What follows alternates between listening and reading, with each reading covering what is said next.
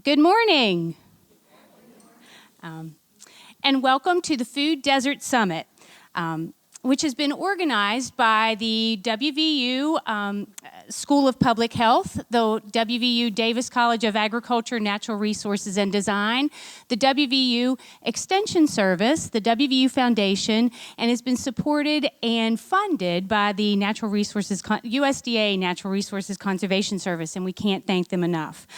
I'm Jennifer Williams, the Associate Dean for Programs and Partnerships for the WVU Extension Service, and it has indeed been my pleasure to have been a part of the planning committee over the last year. Some of you know I'm a lifelong agriculturalist, having grown up on a farm in Hardy County, West Virginia, and I've worked within the agricultural economy my adult career. But this past year has truly been a learning experience for me, thanks to Lori Andrus with the School of Public Health. She's truly expanded my knowledge base on optimizing the food environment, and I'm so looking forward to continuing the conversations on an accommodating, acceptable, available, accessible, and affordable food system here in our state. So thank you. Thank you for being here. Those of you in this room are true thought leaders, policymakers. You are real change agents.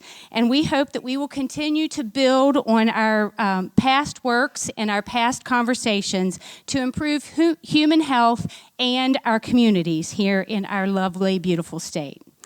I'd like to kick off the program by introducing a true thought leader and change agent, our provost of West Virginia University.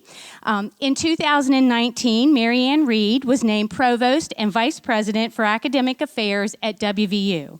Prior to this appointment, Provost Reed served for 16 years as dean of the WVU Reed College of Media, where she began as a faculty member in 1993.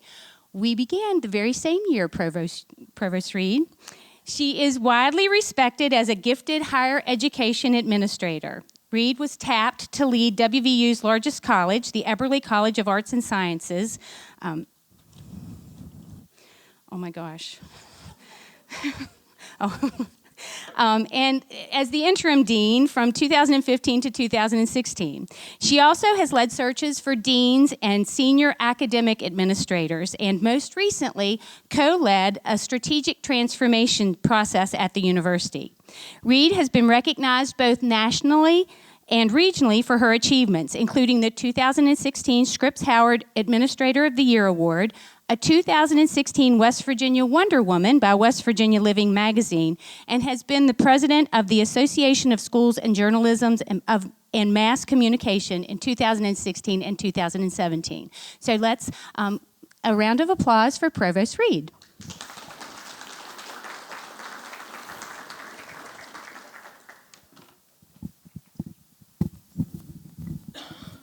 Thank you very much for that very generous introduction, Jennifer. And I also want to thank the Davis College, the School of Public Health, and WVU's Extension Service for bringing this group together to talk about how to reduce food deserts and improve food access across the state and region. And I want you to know that I really am thrilled to be here, and I'm thrilled to see all of you here as well, tackling this extremely important issue to the state and to our citizens. Like President Gee, I too believe that West Virginia University plays a critical role in ensuring the health and prosperity of the citizens of the state. And I too believe that by collaborating across disciplines and beyond the confines of our own institution, we can find solutions to even the biggest and most pressing problems. I thank all of you truly for being here today and working towards this, again, very, very important issue. There's already been tremendous work happening in this area, and I want to take a moment to recognize those collective efforts. Some of you have been mapping places where food is available or not through our food pantries, convenience stores, and local and big box retailers. Others have been working tirelessly to improve food production and distribution systems. Others have spent countless hours teaching families and children where food comes from and how to prepare and eat the right food. And some of you have been dedicated to increasing the consumption of local produce and vegetables, while others are redesigning the supply chain that moves food products from one location to another and you're working to improve accessibility to healthy options in our communities. Lack of access to food in general, and healthy food in particular, is not a problem isolated to West Virginia. For example, when I was dean of the College of Media at WVU, we worked on a reporting project with faculty and students from Morgan State University that showed the prevalence of food deserts in both rural West Virginia and inner city Baltimore. So we're not alone in our experience, but I am convinced that if we can solve the problem here, we can be a model for the rest of the country. This is not a simple task, and it is certainly not one that can be done alone. It will take a coalition of the willing, a team of people to plan, design, and execute a strategy that can be sustained over time. And that is why it is so important that we band together, so we can build on each other's efforts and design the best outcome for everyone. The research presented here today by Dr. Andrus clearly demonstrates the challenge in front of all of us. And today we need to expand that conversation to include some essential ideas on how to improve food access that perhaps have received less attention. For example, rather than taking a top-down approach, we should consider the role of the consumer and assess the needs and preferences of our families living in this region where they're struggling and continuing to struggle to feed themselves. We should explore and support innovative approaches which may include creating partnerships with retailers who are already located in our communities. For example, I'm aware of an initiative being led by WVU's Extension Service working with dollar stores, which are often in some of the most rural parts of West Virginia, to provide healthier food offerings. I particularly like the vision statement that is posted here today that says, it provides an opportunity to interject new ideas into the conversation about our food system. The statement reads as follows: provide a full retail experience that accommodates the preferences of everyone in West Virginia, especially its low-wealth communities, with healthy food options that are affordable, available, acceptable, and accessible. I'm proud of the efforts of our faculty and students that they have undertaken to address and help solve the problem of food access. And I'm very impressed by the collaborative curricular and outreach efforts demonstrated here today. You are using your collective knowledge and expertise to address a very important issue while engaging local communities and coming up with their own creative solutions, which is essential. Perhaps most importantly, I'm proud of the reach and the scope of this effort, and that it is not just a WVU-led or university-led initiative. To see representatives here from the private sector as well as state and federal government agencies is not only impressive, it is a significant step on the path to real change. I encourage you also to consider engaging with our students in your work. These students, Gen Z as they're known, are tech-savvy, entrepreneurial, eco-friendly, and focused on healthy lifestyles. They are self-motivated, hardworking, and they want to make a difference in the world. They are also dealing with food access issues in their own communities and even in their own homes. In 2017, Forbes magazine noted that one of the top motivators for Gen Zers is security. These young people were still kids during the Great Recession, which means they may have seen their parents take huge financial hits, and their childhood may have been defined by the same struggles facing many people in our state. Tapping into their experiences and energy, you can partner with these young leaders and look at problems from a fresh and different perspective. Capitalize on their skills and their need for purpose and security. They are born innovators, bubbling with ideas and eager to build connections. By joining in this conversation today, it is obvious that each of you here is dedicated to improving the quality of life for the people of our proud state. And not just for today's citizens, but for the many generations to come. I thank you for working together on this issue, which is really everyone's issue, and for sharing your expertise, time, and passion to enact real change in West Virginia. Thank you very much.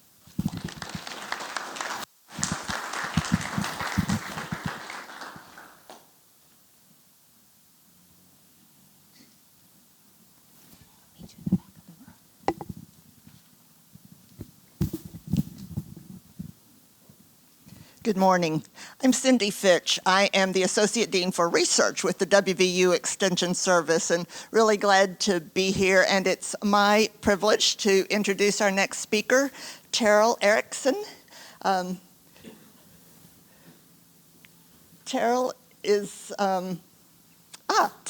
coming up.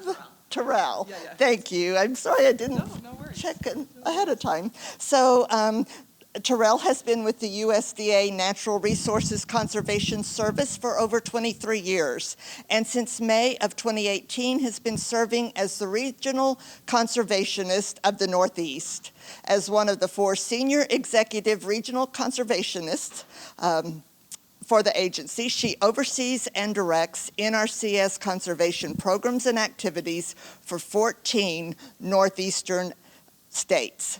The work includes delivering over $400 million worth of program funding on agriculture and private forest lands across the Northeast, building relationships with agriculture and conservation interests within the region, and partnering with the Business Center and FPAC agencies to accomplish improved efficiencies and effectiveness within the region. Before May 2018, Terrell was the director of the Ecological Sciences Division for over 7 years. And prior to working for the USDA, Terrell worked with the Army Corps of Engineers and the U.S. Navy. She grew up in Missoula, Montana, has her master's in environmental science luminology with limnology emphasis, and studied in Washington State, American University in DC, and the University of London, England. Quite a resume here. Terrell and her husband live in College Park, Maryland, and enjoy gardening and traveling. Thank you. Thank you very much. I think this goes like this. Is that right? Okay, it might fall off. I don't know. Oh, press the side. Okay, there you go. Okay, great. Well, thank you so very much for inviting me. I don't know a whole lot about food deserts, and I'm really looking forward to today to find out more. And so this is going to be more of a learning for me as well. I wanted to mention a little bit, just give you a little briefing on what we've been doing about food deserts with the Department of Ag and who we are. So I think this is the way it goes. Yeah. So the Natural Resources Conservation Service, since its founding in response to environmental devastation of the Dust Bowl. So we were actually born out of the Dust Bowl in 1935. We provide assistance to ag producers to conserve soil, water, air, plants, animals, and humans, and energy, all sorts of natural resources. We started in soils, and now we encompass all of the natural resources conservation work. We have an office in almost every county across the United States, and we provide technical and financial assistance to help ag producers plan and implement voluntary conservation practices on private lands. We have numerous kinds of experts across the nation, including soil conservationists, engineers, biologists, botanists, foresters, and others to help work and help producers find and apply conservation solutions while ensuring farms remain productive. We help all sorts of farmers, not just the large ones, from urban to organic to beginning to our veterans. So this is pictured as the McDowell County Farms, which I have an example, and I'll show you a little more later. So this is just an interesting map, I thought, about the United States and some of our food deserts across. This is where no car, no supermarket store within a mile. So you kind of get an idea, and especially here in the east, but also in the west, I believe those are tribal lands. And reservations. So food insecurity is an everyday reality for many communities across the United States. We've got 15.8 million of our children are food insecure. Also, children growing up in these areas often don't know where their food comes from. Beef does not equate to a cow. Pork does not equate to a pig for them. And many of them have never been to an apple orchard to pick an apple. or seen a squash growing on the vine. So oftentimes we also note that that's an important thing for our kids. So here's an example of urban ag in next door, Richmond, Virginia.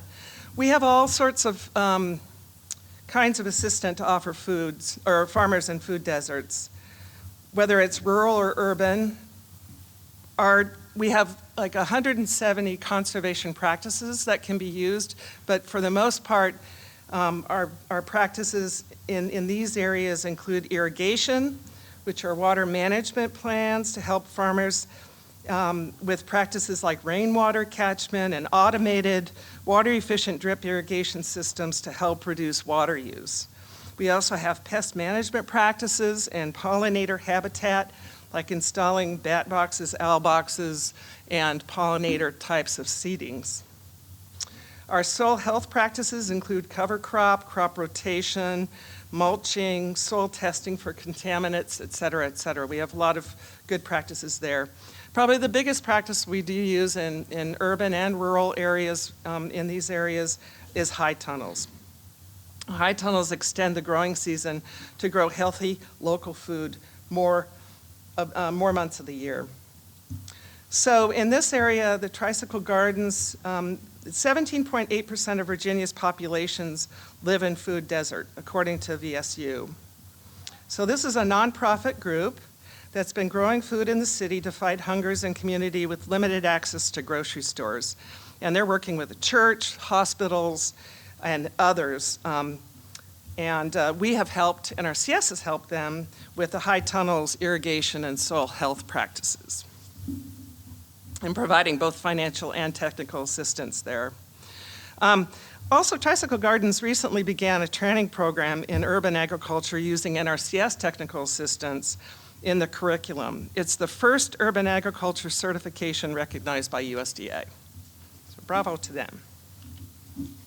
Now here in West Virginia, NRCS, we've been partnering with the conservation districts and prioritized program delivery to applications for high tunnels.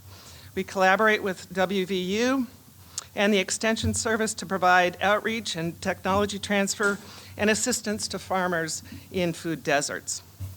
And through agreements with WVU, Department of Agriculture, West Virginia State University, we educate veterans in farming to provide opportunities to benefit rural and underserved portions of West Virginia.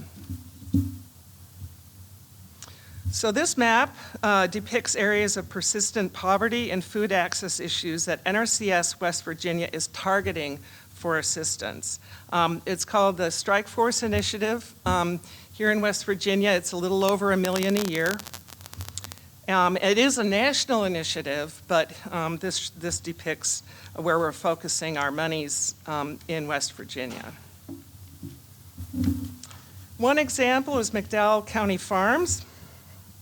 And here we have a picture of their high tunnels. High tunnels are these polyethylene, plastic, or fabric-covered hoop houses with plants that are grown either on raised beds or grown directly on the ground. We can help with the financial assistance for these high tunnels as well as technical assistance for additional practices inside and outside of them.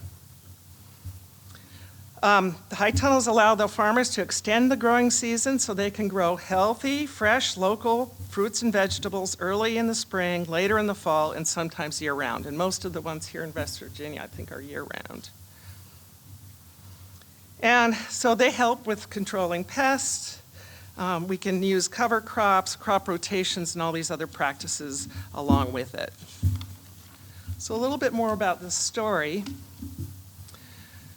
Sylvester Sky Edwards and Jason Tart are two military veterans who are dedicated to reviving agriculture in McDowell County. They're bringing new life to the area through farmer training, economic development, and healthy local food for their community. McDowell is West Virginia's poorest county with one of the lowest life expectancies in the United States. It's also a food desert. The only nearby food access points are gas station, convenience stores with unhealthy offerings. So they're producing fresh fruit and vegetables, maple syrup, mushrooms, and other crops. And NRCS has helped them with high tunnels, soil health practices, and drip irrigation.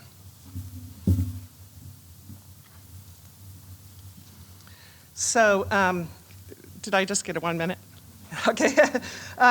They're also training next generation. And so this is Jason's 21-year-old son who started to work with the elementary school, and they're doing a high tunnel there from NRCS at the school. So I'll skip on my next example. I'm sorry, I'm going. And I'll just stop by saying, get started. How do you get started with NRCS? Visit your local USDA service center, and where you can find that location is on farmers.gov/service-locator. And we look forward to working with you and look forward to working with your communities on this very important effort. Thank you.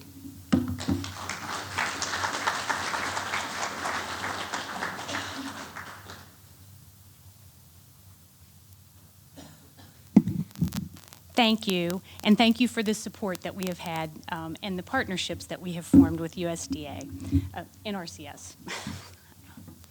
I said earlier in my welcome that we are a room full of thought leaders and policymakers, and I'd like to introduce a very important policymaker in West Virginia, and I'd like to introduce Senator Doug Facemeyer, representing Senator Facemeyer. If you will stand up, we appreciate you being here.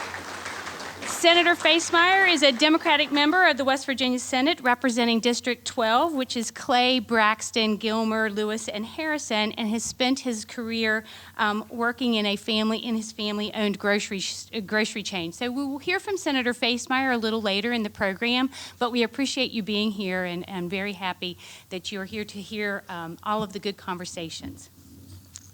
When I received my packet on my introductions, I get to introduce the next speaker, and it didn't say ball of fire, and I was really disappointed. But our next speaker is our interim dean of the WVU Extension Service, Sue Day-Perutz.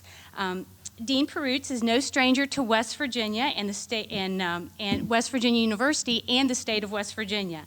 After 34 years of service in key roles at the university, she retired as associate provost in 2017. But when Dr. Gee, president of WVU, calls and offers her an opportunity to come back to the university, she jumped at the chance. Because she likes to bring her trademark energy, her enthusiasm, and her focus on results to the role of her interim dean. During her career at WVU, Dean Day-Perutz focused on improving access to education for students and adults and became known as an out-of-the-box thinker, and I can attest to that, who is adept at managing change. She was named interim dean and leads efforts to prioritize our extension programs and strengthen WVU's land grant mission to our state. So, Dean Day-Perutz.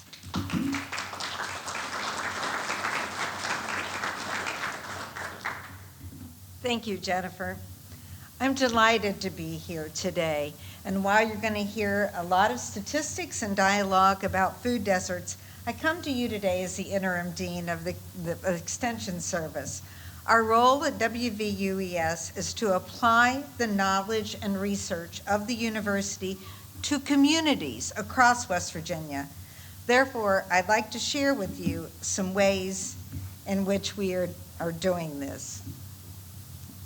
It's our mission. One of our signature programs is Energy Express. Energy Express is a 6-week award-winning summer reading and nutrition program for children living in West Virginia's rural low-income communities. With Energy Express, more than 3,000 students statewide gain or maintain their reading levels during the summer months. But what's more important is we've also added the summer nutrition program. So, in fact, we have kids that are having 2 meals a day. They have both breakfast and lunch. And I'm going to show you some statistics on this. Let me get back. You can see that the impact of this is 103,324 meals are served to children in just 6 weeks in the summer. That makes a big difference whenever you look at the gap. And again, they're also doing read aloud during that time. But the other great thing is we also have 17,156 additional meals served to community members. So there are volunteers, there are youth workers who are also coming to Energy Express summer programs. There's lots of creativity, lots of excitement, and food. West Virginia University also has the summer food service program that is used in our camps in the summer. So we have, and I was stretching up here, trying to reach up. So nothing like being vertically challenged. Our summer food service program is often used at our camps throughout the state. And so you think 55 counties and 55 camps, and you can see that we are serving, distributing over $72,000 in food programs to summer camps for low-income children. And then we also have the family nutrition program. And Energy Express is in the summer. Camps are primarily in the summer, so that's a real challenging time for many kids who are not in school.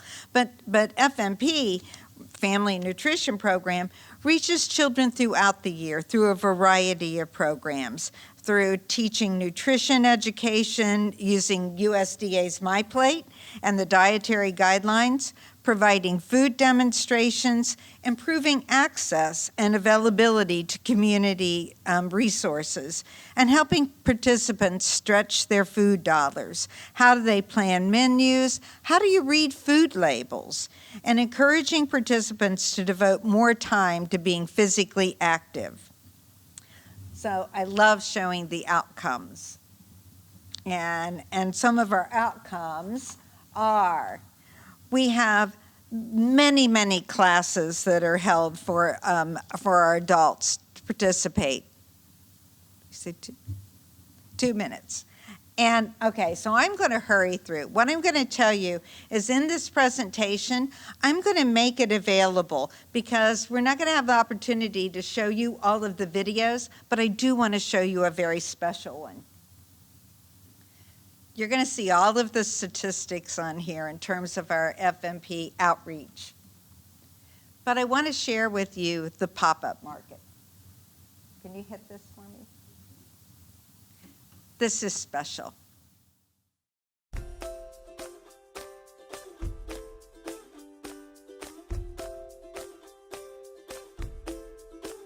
How does it work? So the kids market is like you get all these foods. You have these tickets that you give farmers to get like lettuce. Why are kids markets so important? The first thing is it helps us learn to eat healthy foods.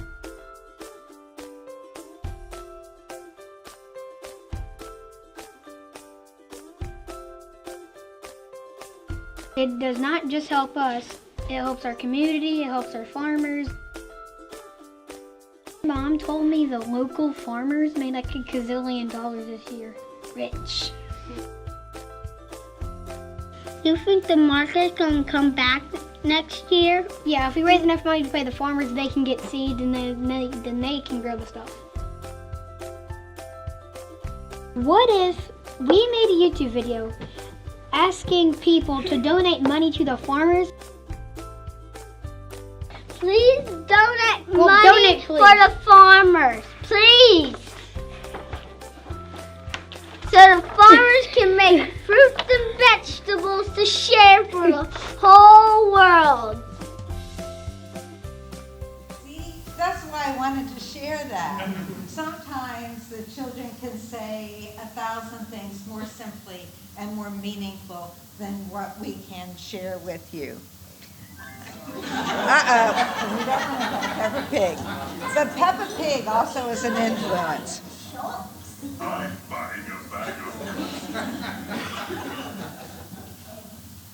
In addition to all of the work that you see at the pop-up markets and throughout the state and with the Family Nutrition Program and SNAP Ed, we also have the counties that are doing their own work.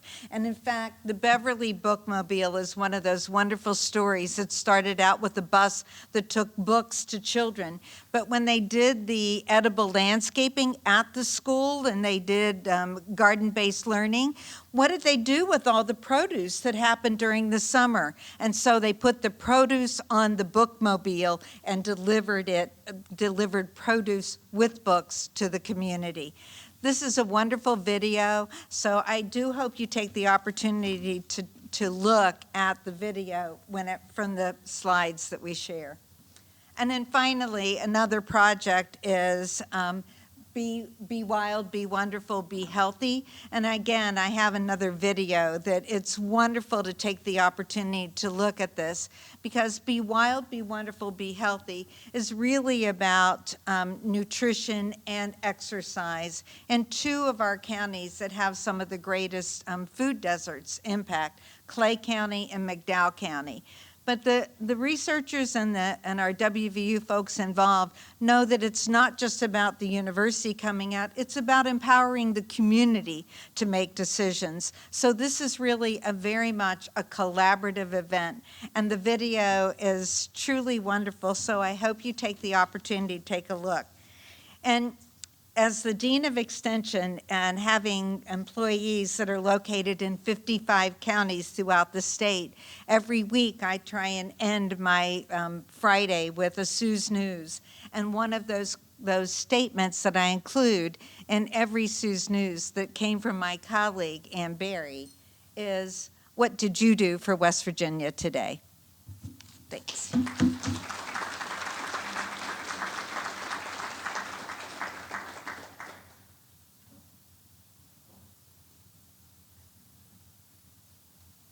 I'm going to introduce Dr. Bill Ramsey, and I realize that we're beginning to run a little bit behind, and the biographical sketches are in the folders, so I'm just going to tell you that Dr. Ramsey is the Associate Vice President for Coordination and Logistics, and more importantly, the Chief Collaboration Officer at West Virginia University Health Sciences Center. And collaboration is a very good description of Dr. Ramsey's strengths. So, and as of the wee hours of this morning, he is a brand new grandfather.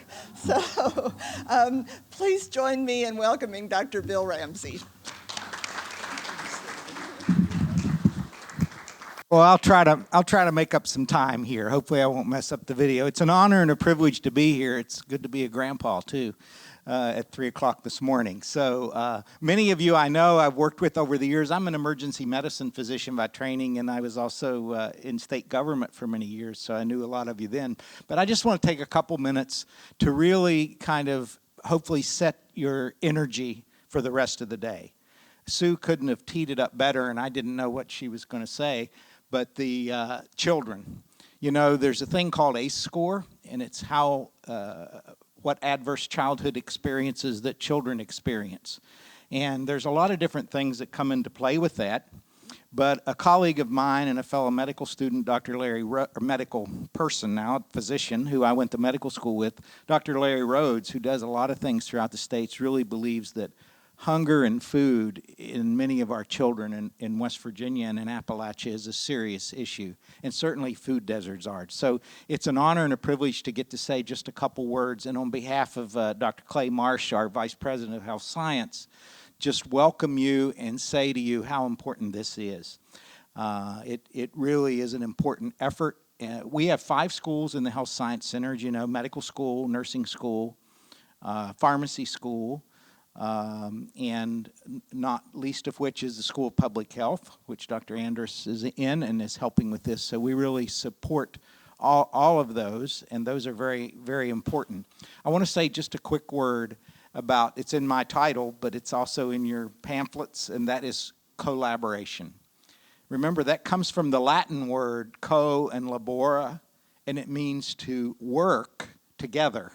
So what an opportunity to have all these folks here. One of my favorite things, and many of you have heard me say this before, people like to talk about breaking down silos. I don't like that term. It's negative. Our silos are our areas of expertise, not just at the university, but each one of you in this room has an area of expertise, an area of interest. I prefer not to say that we break them down, but we build these massive bridges, these massive tunnels between community, between each of you, between the programs that you do and what you do.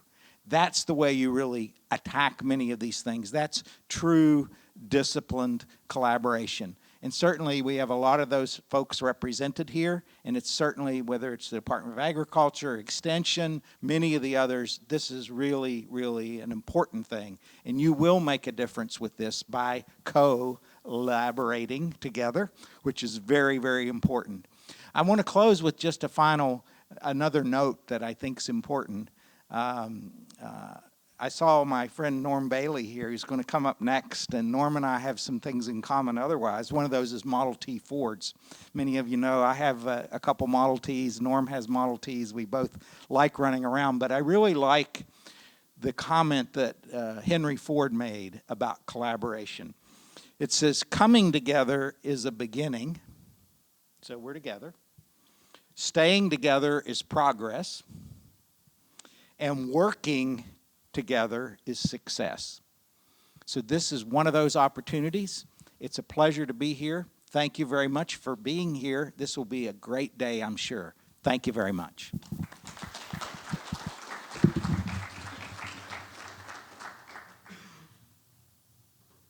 Ramsey did my job for me.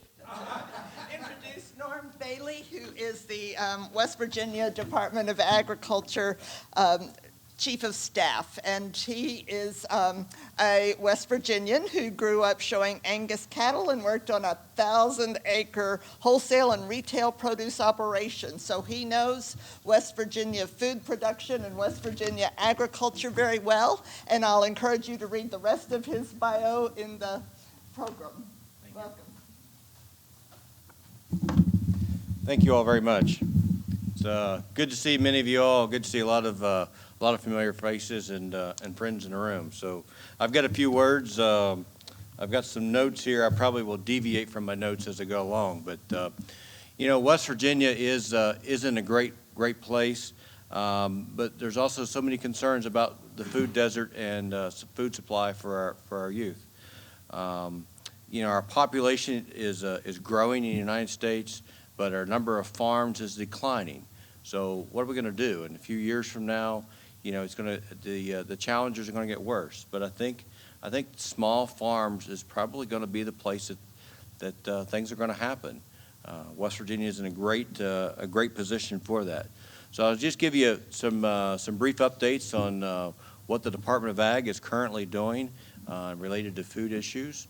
We're currently involved in partnership with Board of Education, WVU, on strategic planning for farm to school. We've got a grant that's running right now that we're working through. Another initiative the legislature started that we're happy to carry out and implement that, and that is the Fresh Food Act. That bill was introduced last year. It started as a 20% bill, and ended up coming out being passed as a 5%, requiring all state institutions to purchase 5% local. So it sounds great.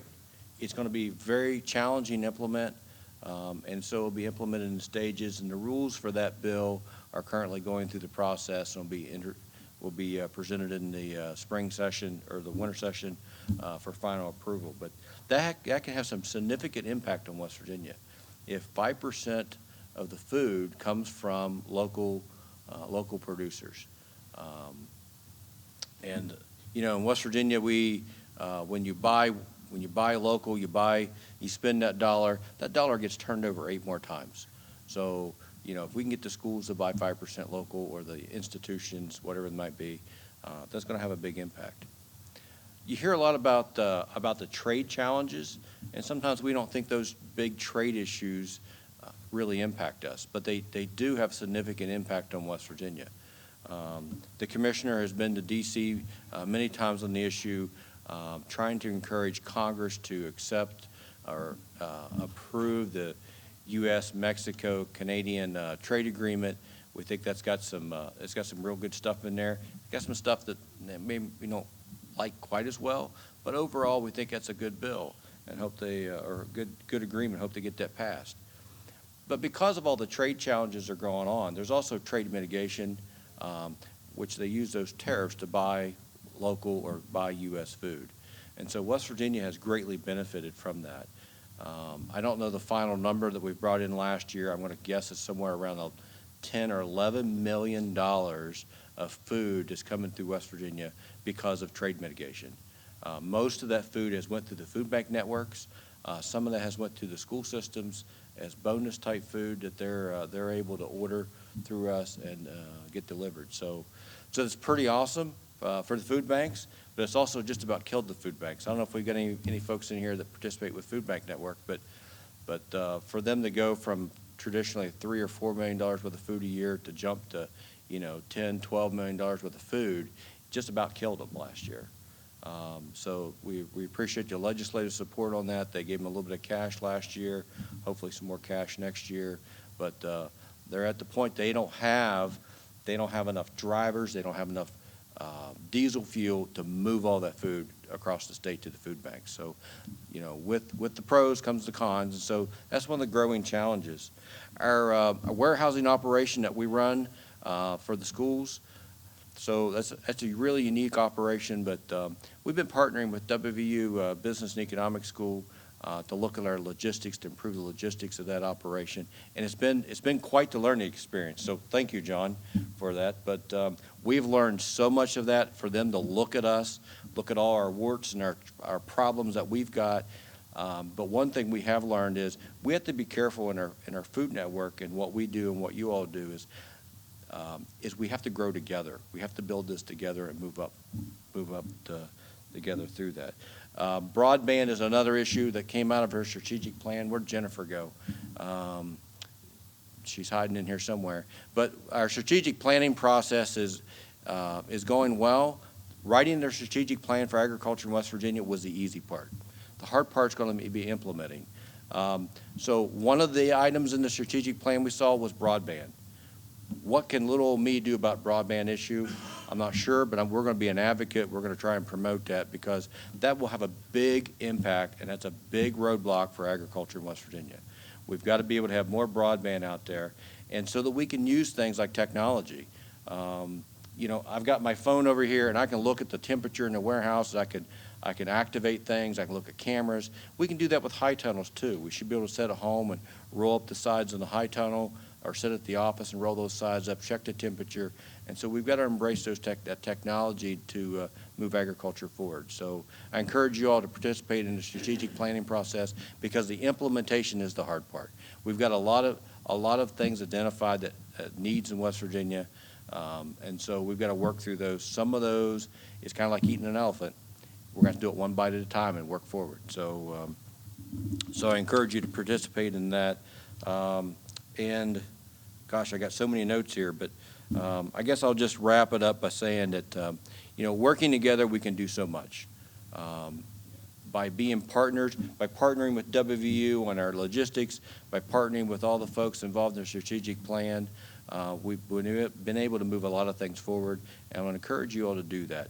And in order to partner like that, you've got to open yourself up and expose yourself to everything. And so I would challenge you to do that. Share your experiences, share your successes, share your failures, because your failures help us learn and grow, and so we can move forward. So with that, thank you all for putting this together. I think I'm over my time limit, and I appreciate you all inviting me. Thank you.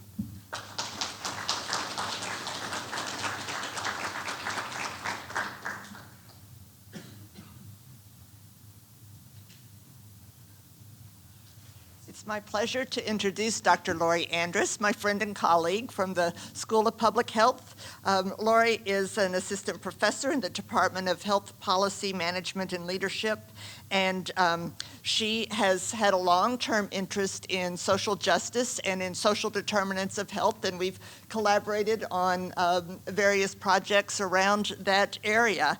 She is the driving force behind this summit and the visionary. So she has a master's in public health and a PhD and a law degree. So she's quite an accomplished professional and passionate about this. So Dr. Lori Andrus.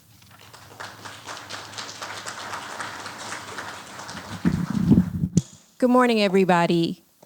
I am really humbled to be in the room with many of you. I've spoken with you over the last year, had an opportunity to talk with you about your vision, your interest, and your projects and programs around food systems work in West Virginia.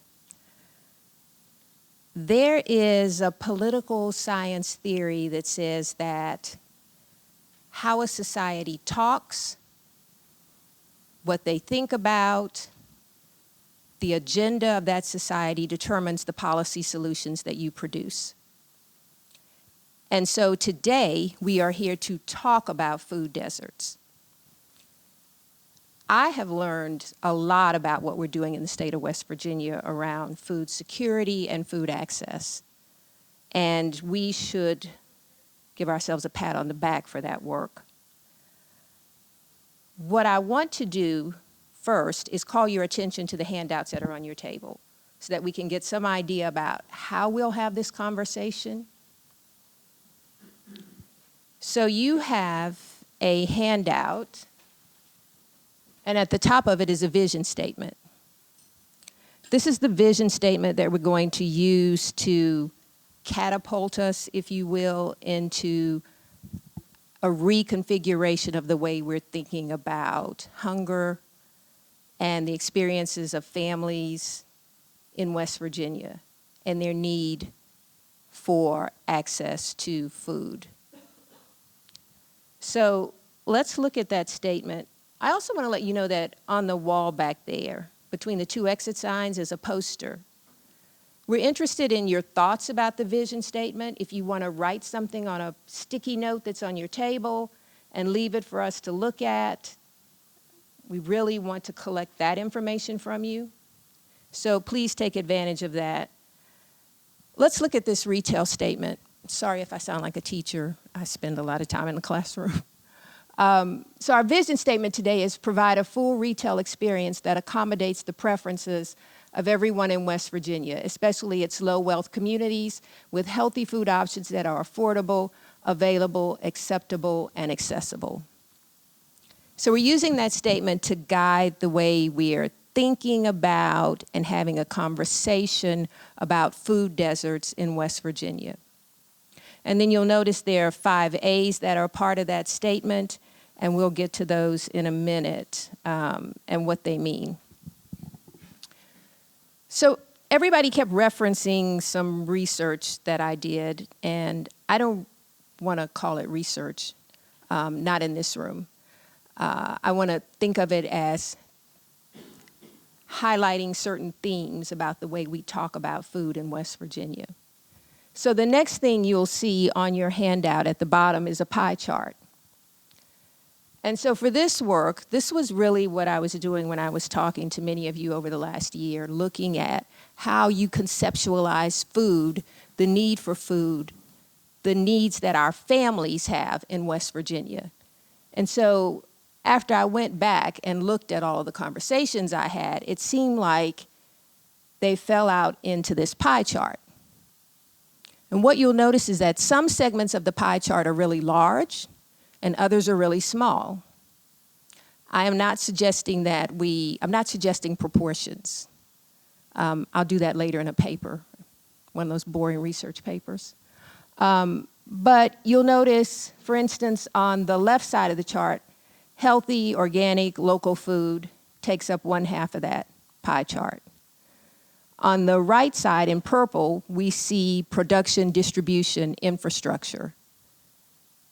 And so that production distribution infrastructure is really about farming, small farmers in West Virginia, how we support them, and what we can do to make them sustainable, get a return on their investments for what they're doing, which are really important in this state to economic development. You see a smaller orange sliver called finance and investment. And this is the notion of how we can look at the feasibility of different kinds of retail configurations in places where families don't have a retail opportunity. That conversation is really kind of, I noticed in my research that it's an untapped conversation. Then you also notice that there is a green sliver. It's light green on there. It's between the blue and the purple. Preferences of underserved consumers. What is it that families really need? In the work that I've done over the last 5 or 6 years, interviewing families in West Virginia, recently completing a project where we talked to families in 5 rural states across the United States, we heard, A, that families are hungry. B, if they didn't have any resources, convenience stores and dollar stores saved their lives. C, we don't have transportation to get where we need to get. How do we pay for this? I don't always go to farmers markets because I don't understand them. They're not always there. They're not regular. I don't have the transportation to get to them. So understanding really what our underserved communities need, I think, is a conversation that kind of gets lost in the food system conversation. And then there's the yellow sliver, health, behavior, diet, and health care. So that conversation is big at the Health Sciences Center. It's also big, I think, in some of the other activities that we are carrying out in the state of West Virginia. But it seems like it's not integrated, except in some places it is. The thing about the health, behavior, diet conversation is that if you are not careful, it can subsume the entire conversation, right? So then we become really focused on making our families eat healthy food in the face of hunger. Making our families eat healthy food in the face of a great need for economic development, jobs, and a retail opportunity that they can afford. So when you sit down at your tables and we start this work, this is the kind of framework that we're using today. And I will be floating around the room. I'm interested to hear what people think about these ideas. I think they'll be expressed at your tables through your table work.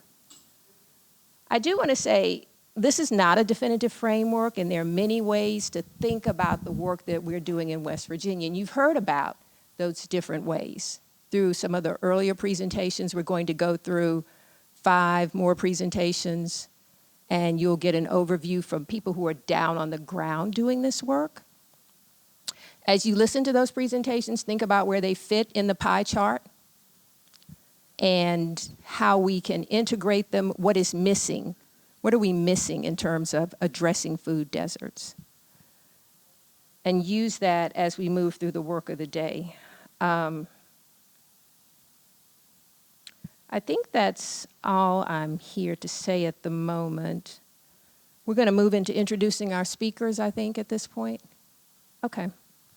All right, so if you'll turn into your program, I want to introduce our first presenter, and we are on a time schedule. Did you hold up your fingers in the back at me? Did I go over any time? Did I go over my time? I did. Okay. Okay. Notice in the back, she has a sign, and it will say 2 minutes when your time is close to being up. I'd like to introduce our first presenter. It's Lynn Ryan. Lynn is with the WIC program. And she's going to talk about WIC families, WIC clients. And I think this is that perspective on what our families are confronting in an everyday effort to feed themselves and their families. Lynn.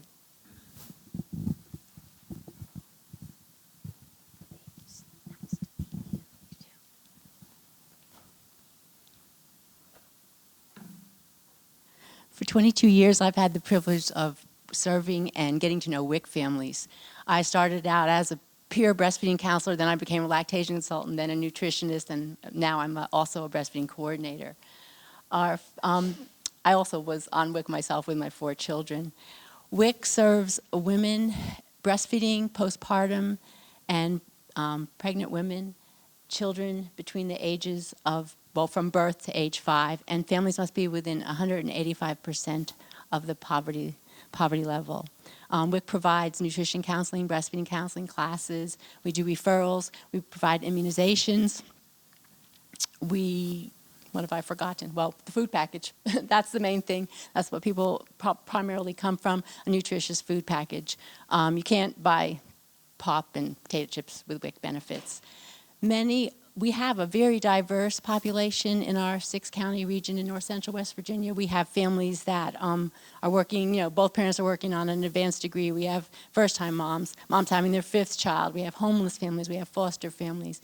And many families do take advantage of the WIC benefits and, end the classes and make their appointments.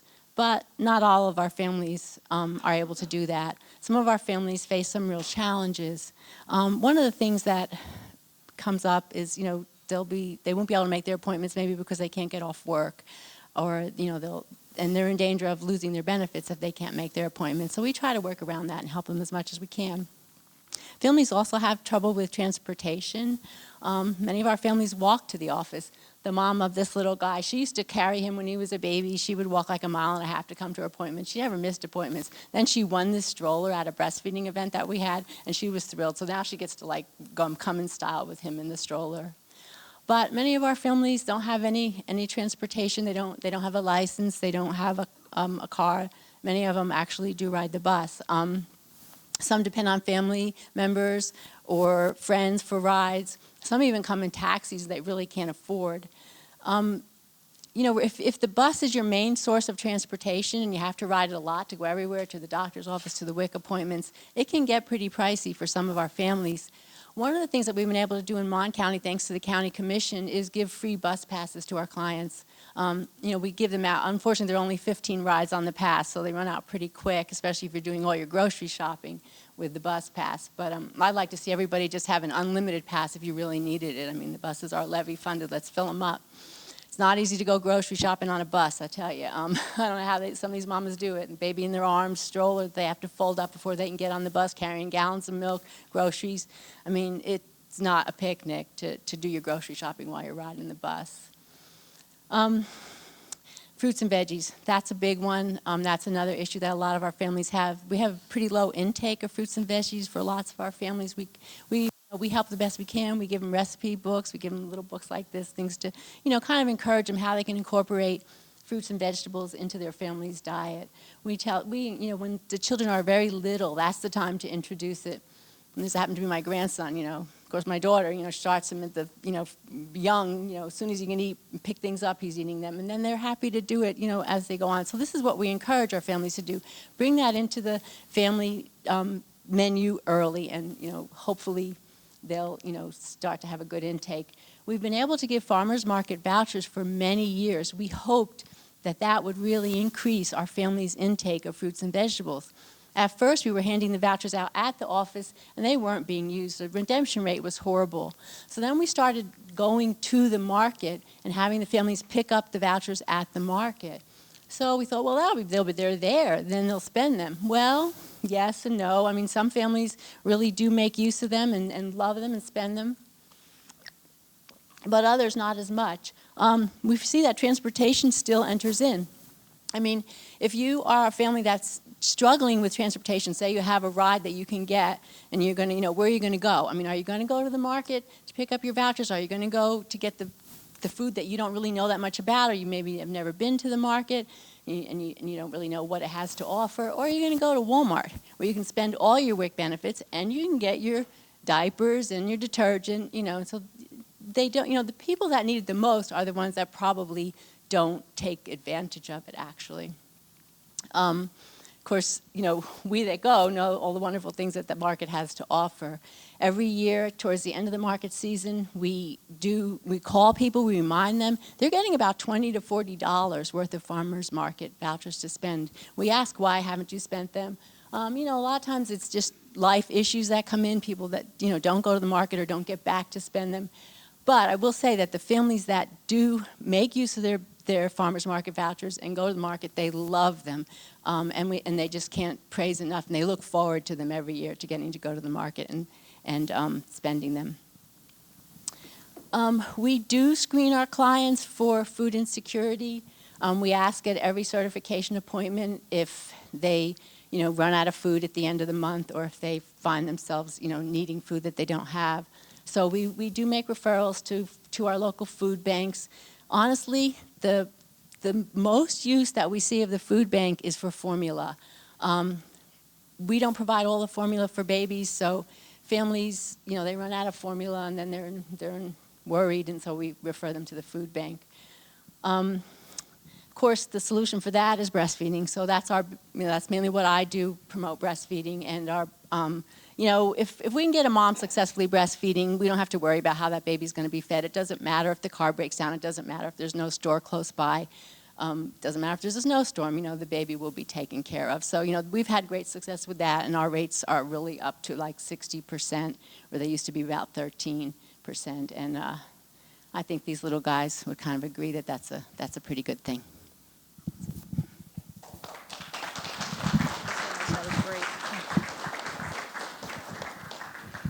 As we go through the day, I want us each to challenge ourselves to listen to how we talk and what we think about and how we express it. We are all locked in our own mental frames. And I want to recognize something that I overlooked a little while ago, mostly because he's sitting there staring at me this entire time, Jason, who does a lot of research on climate change and soil. And so that is also like a very tiny sliver in our conversation about food deserts and how that kind of science will impact food ultimately around the planet. Very important, but not a big conversation that's going on in food systems work in West Virginia. And I also want to recognize our WVU medicine people. Can you raise your hands? Y'all look like you were scared to raise them. Okay, so this is a great program. This is a pilot program on the social determinants of health, and it is a collaboration between the notion of medicine and non-medical determinants of health, like transportation, like food, employment, wages. These folks on a daily basis deal with West Virginians who come in. They are already ill, but on top of that, and in addition to that, they have these non-medical determinants of health that they deal with. And I really love that program because it is a really big step in the right direction for health care to begin thinking about non-medical factors that shape and constrain our lives. I'm going to go on to the next presenter, Peter Butler, who is with WVU, and he's the director of the School of Design and Community Development. Thanks, Peter. Thanks, Lori. And thank you for having me today. I work with Extension, and I'm also the director of the School of Design and Community Development at WVU. We do quite a bit of community engagement work, and people are wanting to establish and enhance their local food networks. And so when we come to a community, we start conversations with those communities, set priorities, and local food is always at the top of the list.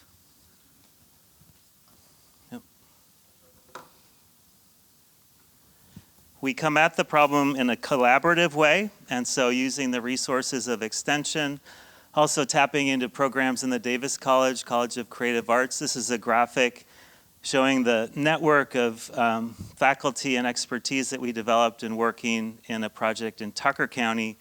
But the Community Engagement Lab is always open to collaboration and looking for building our network to serve communities in a way that's very meaningful and strategic for those communities.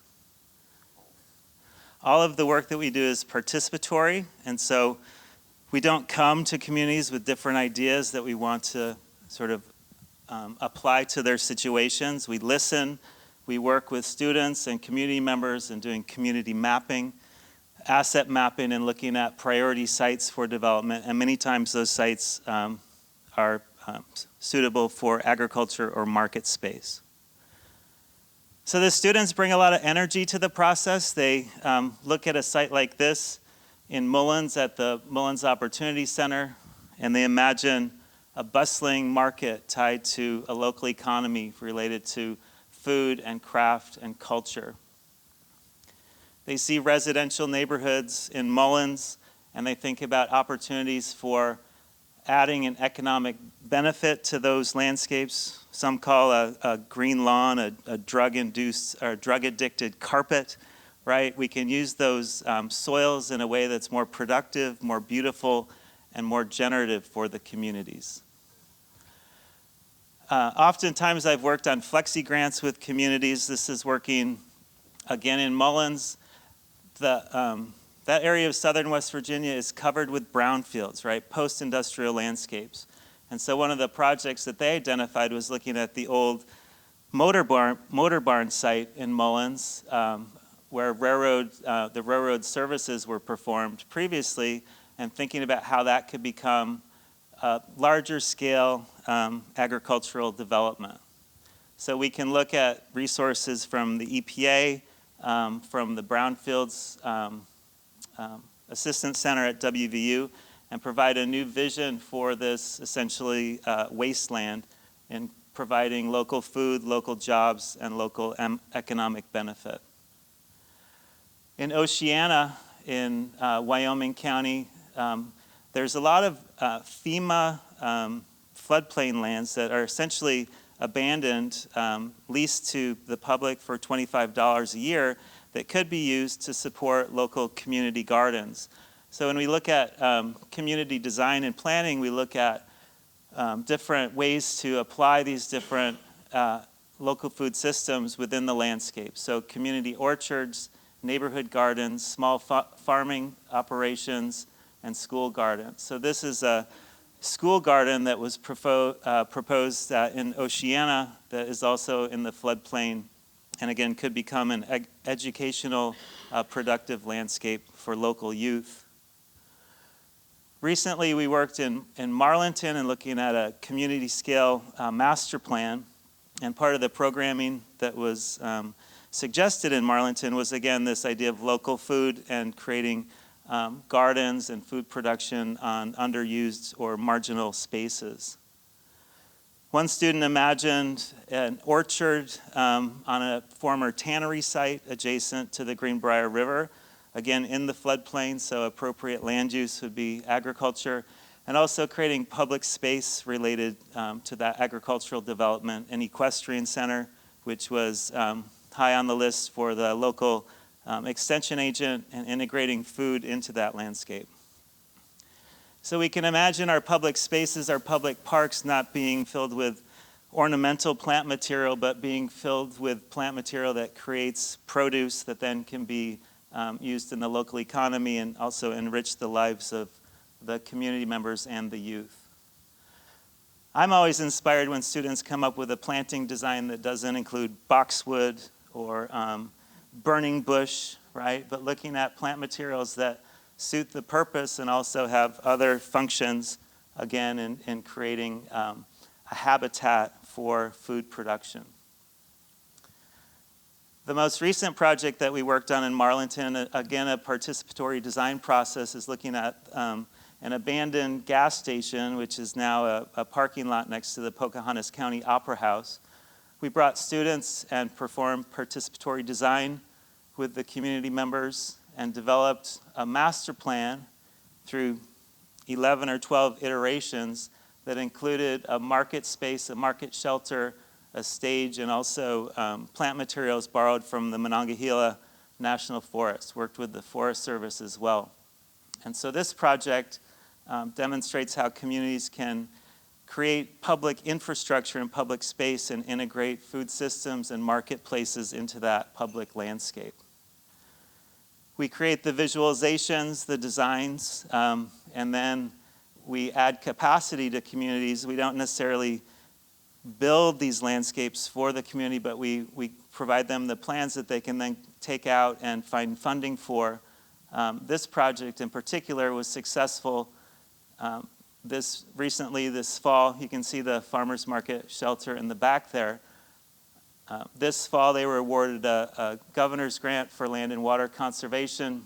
They had a groundbreaking ceremony, and they also happily were able to hire local contractors to build the site. So as a part of the Community Engagement Lab, as a part of Extension, we do have our boots on the ground in communities. We hear the need and desire for local food systems development, and I'm happy to be here and create connections with all of you to support the work and provide a positive future for food systems in West Virginia. Thank you.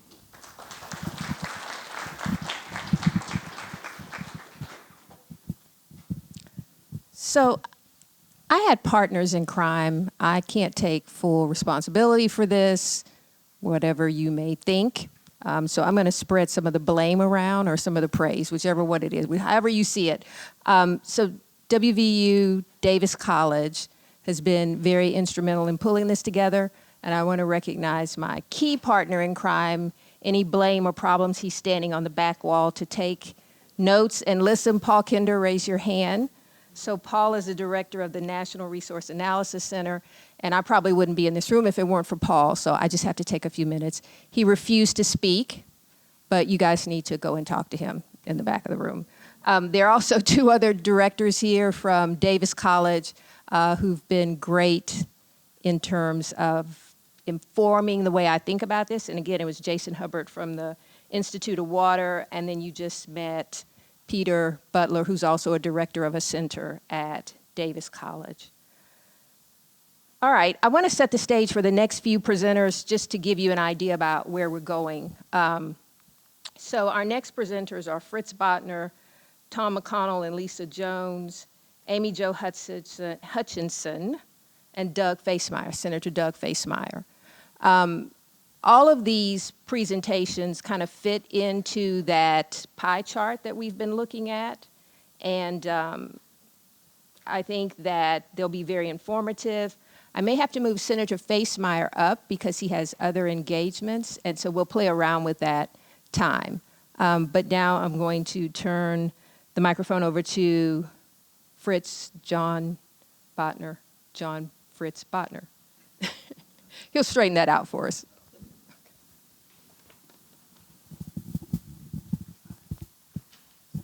Thank you. Fritz Bettner, actually. So again, my name is Fritz Bettner. I'm with the WVU Center for Resilient Communities as the Food System Development Director. And a lot of my job is working across the state with local producers on how we aggregate local food into our systems. And food access is a big concern of ours, and of course why everyone is in this room. And a lot of the work that we do is addressing that and working with partners. So today I just wanted to tell you a little bit about our Food Hub and how we work, the partners that we work with, just to give you an idea of what we're trying to do to address food access issues in the state. Food access in West Virginia is obviously a very complicated situation. There's lots of factors at play of why we are food insecure. And a lot of these have to do not just with identified food deserts, but with lots of other issues. And so in the state of West Virginia, over 40% we would classify as not having food access, food insecure, because we're looking at not just is there a store there or a retail center, but does that retail center take SNAP? Does that retail center have fresh produce available?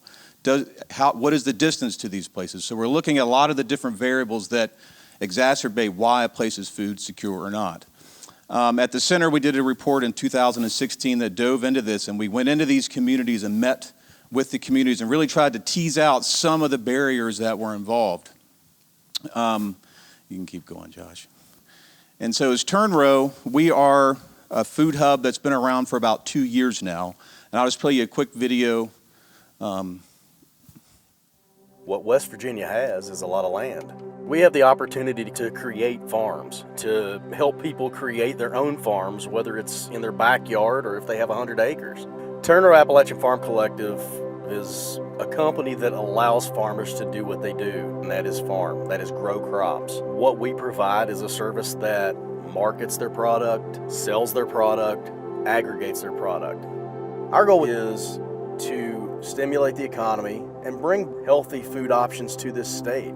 Our producers are accessible. You know where your food came from, and there really is something to be said for that. We have an online farmers market as well that allows even the smallest farmer to list their products. People need to understand that they can make a living farming. They can stimulate the economy. And we have so much land and so much opportunity here. People just need to take advantage of it, and our job is to show people that they can. And so you may ask yourself what a food hub has to do with food access. So a lot of what we do, so here's a map of southern West Virginia here, and we've been working with the WVU SNAP-Ed and a variety of programs that have these particular programs that look at providing nutritional, healthy food to low-income populations. And this is just an example of the areas that we're working in. So we worked in these counties, and these yellow dots represent the farms that this food came from. So we were able to aggregate from over 40 different farms across the region. And each one of these counties are areas where we had pop-up markets. So we did it in forms of pop-up markets. And I think there was a video earlier from Extension that showed this. And so we were able to work with those Extension agents in those areas to help them aggregate from multiple producers. So a lot of their focus can be on the programming rather than driving around the state trying to find produce and producers. A little bit about Turn Row is that we're a multi-stakeholder collective at this point. And this just shows you everywhere that we're working in the state of West Virginia. You know, it's 10 different groups, it's 140 different farmers, and each one of these dots sort of represent things that are going on. There might be a school that has cold storage. There could be a private company that has a truck that are letting us use, and a loading dock, a food bank that allows us to cross-dock at their area. All these are components of us aggregating all that product within a matter of days and getting them to certain markets. Keep going. And so we try to be fancy with the story maps, not working too well, but a lot of what we do is that and this is where the benefit comes in to the farmer and the community, because we're connecting the community farmers with those needs, is that we do production planning. So we were able to talk to the service providers, and they said, we have $30,000, I need you to do 25 pop-ups in these counties, and they tell us that in the winter. They're telling us that now. And so now we work with those producers to do production plans throughout the whole year. We plan them out way ahead. And then that enables us to come there with quality produce, lots of it, a variety of produce. And just to give you an idea, in the past 2 years, these are just some of our sales. We've grossed over $500,000 in local food sales from over 140 different producers across the state.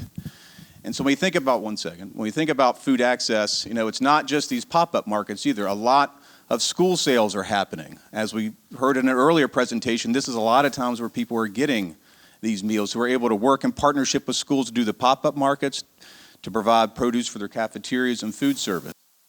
Hospitals and health. You can go ahead.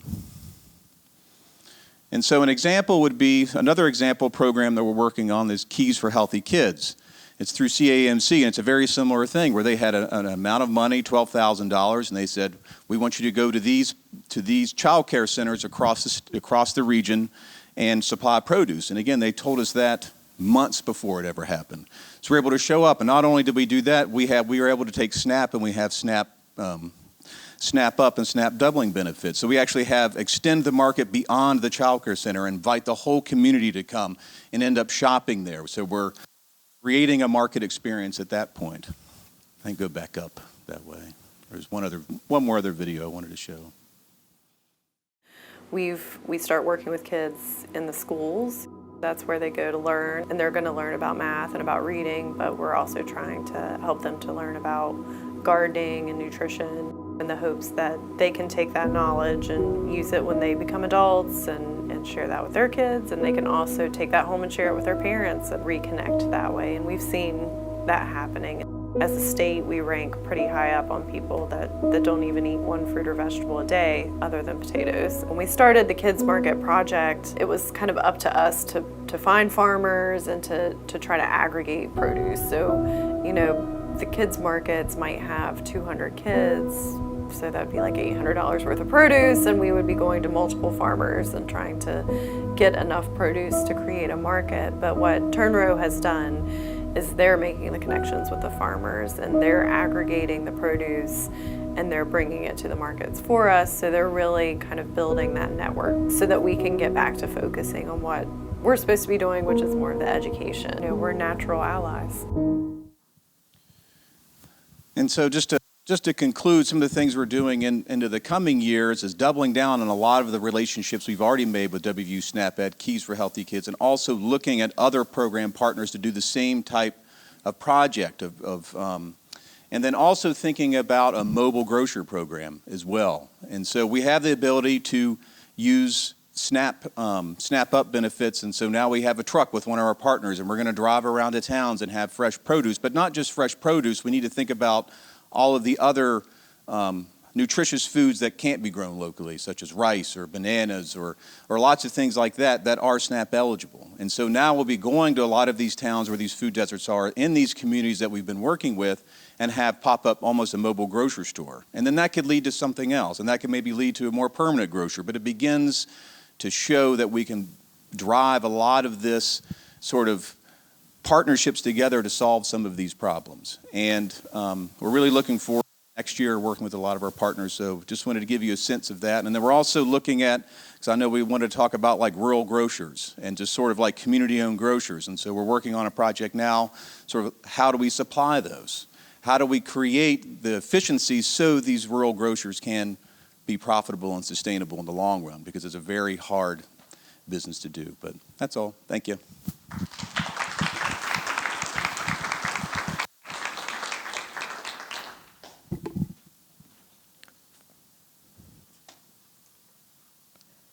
So we're going to change the order of the program a little bit. They're bringing in lunch, and so pretty soon when they're done with that, we'll allow people to get up and take a break and get your lunch and come back to the table.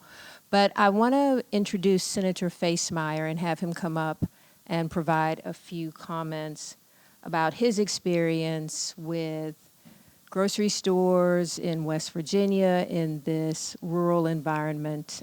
He's had some lived experiences with this. Thank you, Senator Facemeyer. Thank you. You know, they told me I only had 15 minutes. I'm not sure I can introduce myself in 15 minutes. But I want to talk first about a legislative side of things here just for a second. You know, everyone in this room, I'm sure, is blessed and all like that, but we've got a lot of folks in our state that aren't, and they're suffering. And most of them are children who didn't have any choice in how they came into this world. So as I look at it, being someone who has been blessed and being part of the richest country in the world, the United States of America, we all have a certain responsibility to provide for these people who cannot provide for themselves. See, I don't look at that as a handout. I look at it as an investment.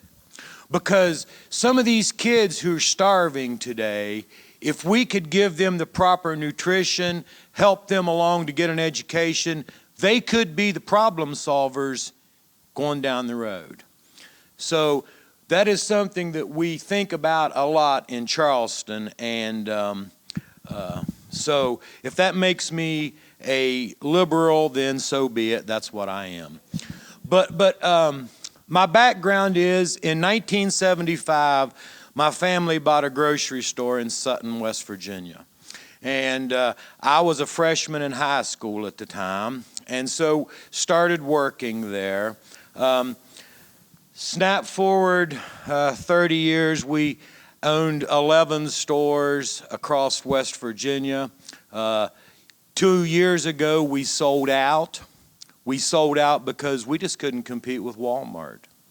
Our plan was to go into towns like Grantsville, Glenville, Clay, Craigsville, Richwood, Madison, these areas, because we didn't think the big boys wanted to come there.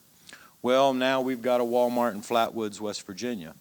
And, you know, I'm not hollering sour grapes there. Sam Walton was a retail genius. He took something that was small and made it into the largest retailer in the world, and he did it the right way. He was efficient, smart, so on and so forth. but it just ended up being what it is. Now, in the early 80s, we started building plazas, and we always would try to get a dollar store and a drug store to come in with us, which we did, and they did. Then all of a sudden, everybody wanted to sell the same thing we were selling. So when you go into these small communities, if they're very much population at all, there'll be a Family Dollar or a Dollar General or sometimes both. But you see, what they do is they sell the easy stuff. You're not going to go in Family Dollar and get a pound of hamburger. You're not going to get a ham sliced. You're not going to get a salad or something like that.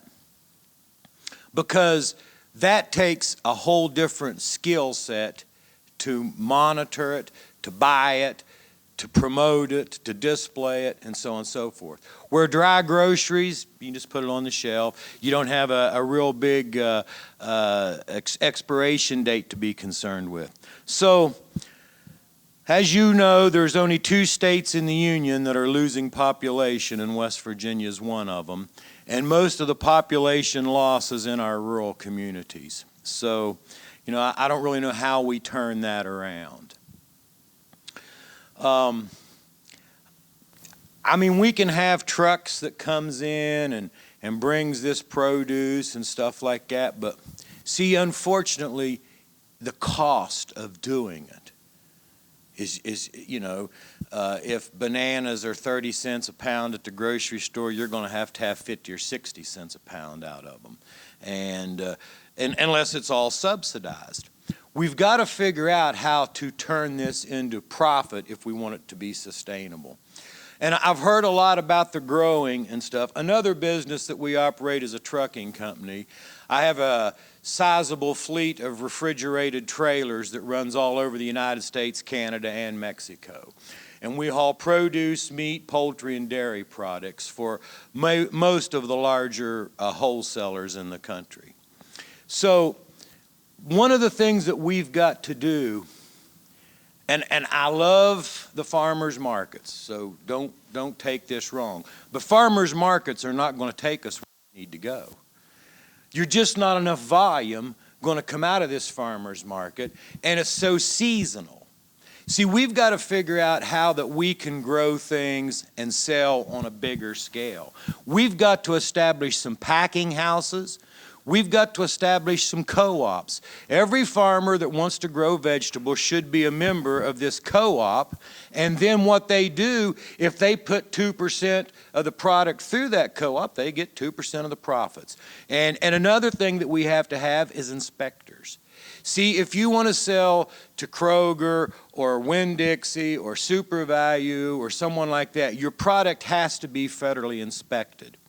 Well, we don't even have a federal inspector anymore in West Virginia. There's one in Pittsburgh that you can call down, but that doesn't work so good either.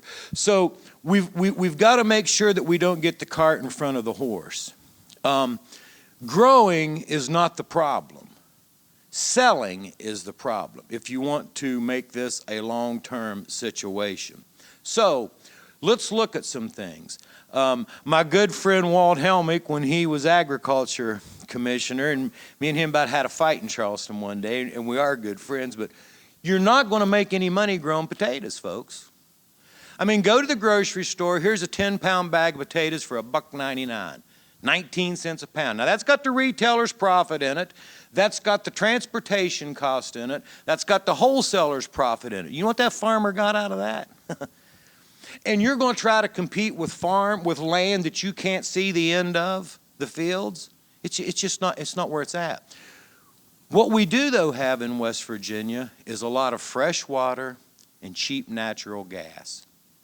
Especially now with the horizontal drilling. There is literally conventional wells all over West Virginia that nobody wants. They're low producing. But they would be great for providing heat for hydroponic grow rooms. And here's another thing about hydroponic. It's year-round. It's not seasonal. You can have help that can work for you year-round. See, when you try to grow tomatoes in a field, well, that's good. You need help planting, and you need help harvesting. Well, what are you going to do with your help the rest of the year? So that's something that needs to be thought about as well. But What could be better for us as a society to provide an opportunity for a boy or girl who grows up on a farm, if they choose to be able to stay on that farm and make a living? Not only is it great for them and the rural communities, but it provides a service that our country needs, fresh fruits and vegetables. And it was like the slide on, I think it was Marlington, I don't remember now, where the orchard. Well, see, that's good. But if you've got very much of an orchard, you can't sell enough in West Virginia to work that orchard. We've got to tap into the out-of-state market. Is that 20 minutes left or 2? Okay. Okay, all right. Anyhow, the retail thing, which is what Doctor wanted me to come up and talk about, and I got off a little bit on this farming, is a real issue. To me, the answer is to go to these people like Family Dollar and Dollar General and make them handle this. They have formats. You can go into different areas. Dollar General Marketplace, if you go in there, they'll have a produce case, they'll have a meat case, and so on and so forth. But I'm just telling you, for a small independent grocer today to try to open up a store in Clay, West Virginia, the store that's in Clay, West Virginia, we built new in 1978, and we sold it about 18 years ago. And the population's just dwindling. It will not sustain itself. And unless you got someone who's wanting to just be a good guy and subsidize it, that store will not sustain itself. They just don't have the population to do it. And one thing that we have to be is realists. I mean, we wish, we can wish ourselves here to death, but we have to be realists because we have to be sustainable in what we do. But we could do a lot of farming in West Virginia, and we could put a lot of money in local people's pocket if we would sit down and come up with the proper business plan. But we got to have some packing houses, we've got to have some federal inspectors, and then we've got to have some people that broker this stuff. There's actual brokers, that's what they do. They sell tomatoes and stuff all over the country to different people, and we've got to hook up with them, and we've got a brand. If you notice, every bag of potatoes that comes from Idaho will have a little picture of the state of Idaho on there. And on a marketing side of things, what is it? We live within 8 hours of 2/3 of the population of the United States or something like that. I've heard it so many times I ought to know, but think about the marketing here. You're in New York City.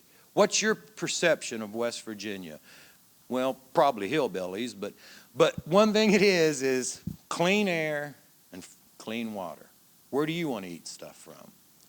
Grown in the hills of West Virginia, if marketed properly, could be a unsurmountable profit for us. So anyway, thank you for having me. I appreciate it.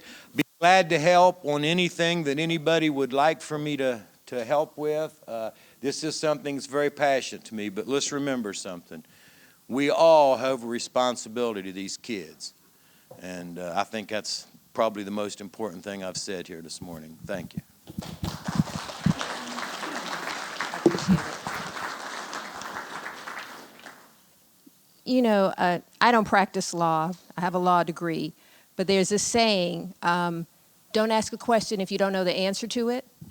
So I have talked to Senator Facemeyer 2 or 3 times, and we've gone over his ideas and my ideas, but that was very expansive. I really loved his comments. He seemed to touch on everything that was in that pie chart, unlike the way some of us have our conversations, me included, about food in West Virginia. But he was on the health issue. He was on the retail issue, farmers, production, marketing. I thought it was pretty expansive, and I really enjoyed his comments.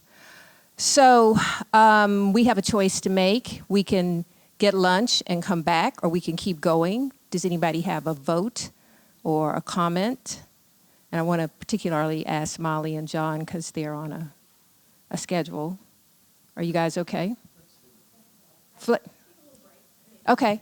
All right. So let's take a little break, grab your lunch, and then come back, and we'll get started up again. So I want to go back and kind of emphasize again our vision statement. And I told you we had 5 A's in the vision statement, right? So the 5 A's are affordable, available, acceptable, and accessible. The 5 A's. I'm glad they're up there because I always forget one of the A's.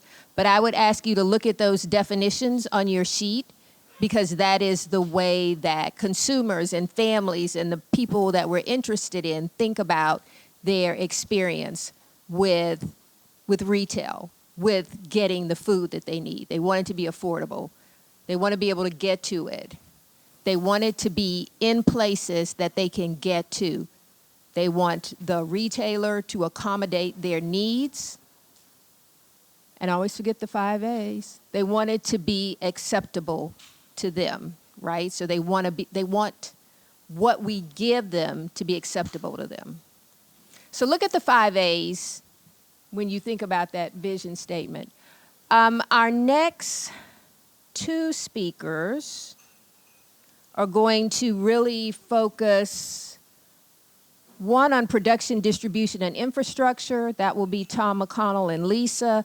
And then our last presenter is Amy Jo Hutchinson, and she'll be talking about our families in West Virginia.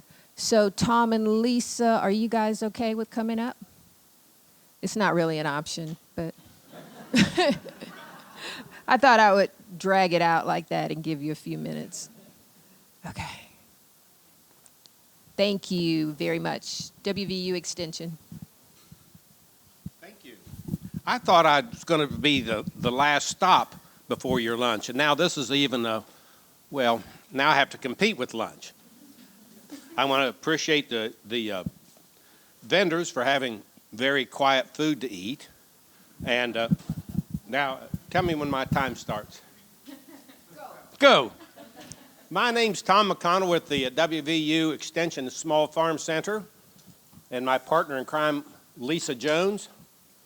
This is our perspective, and this is what we're working on. I've spent 45 years with West Virginia University trying to help West Virginia farm families be successful on the farm, raise their families where and how they want to.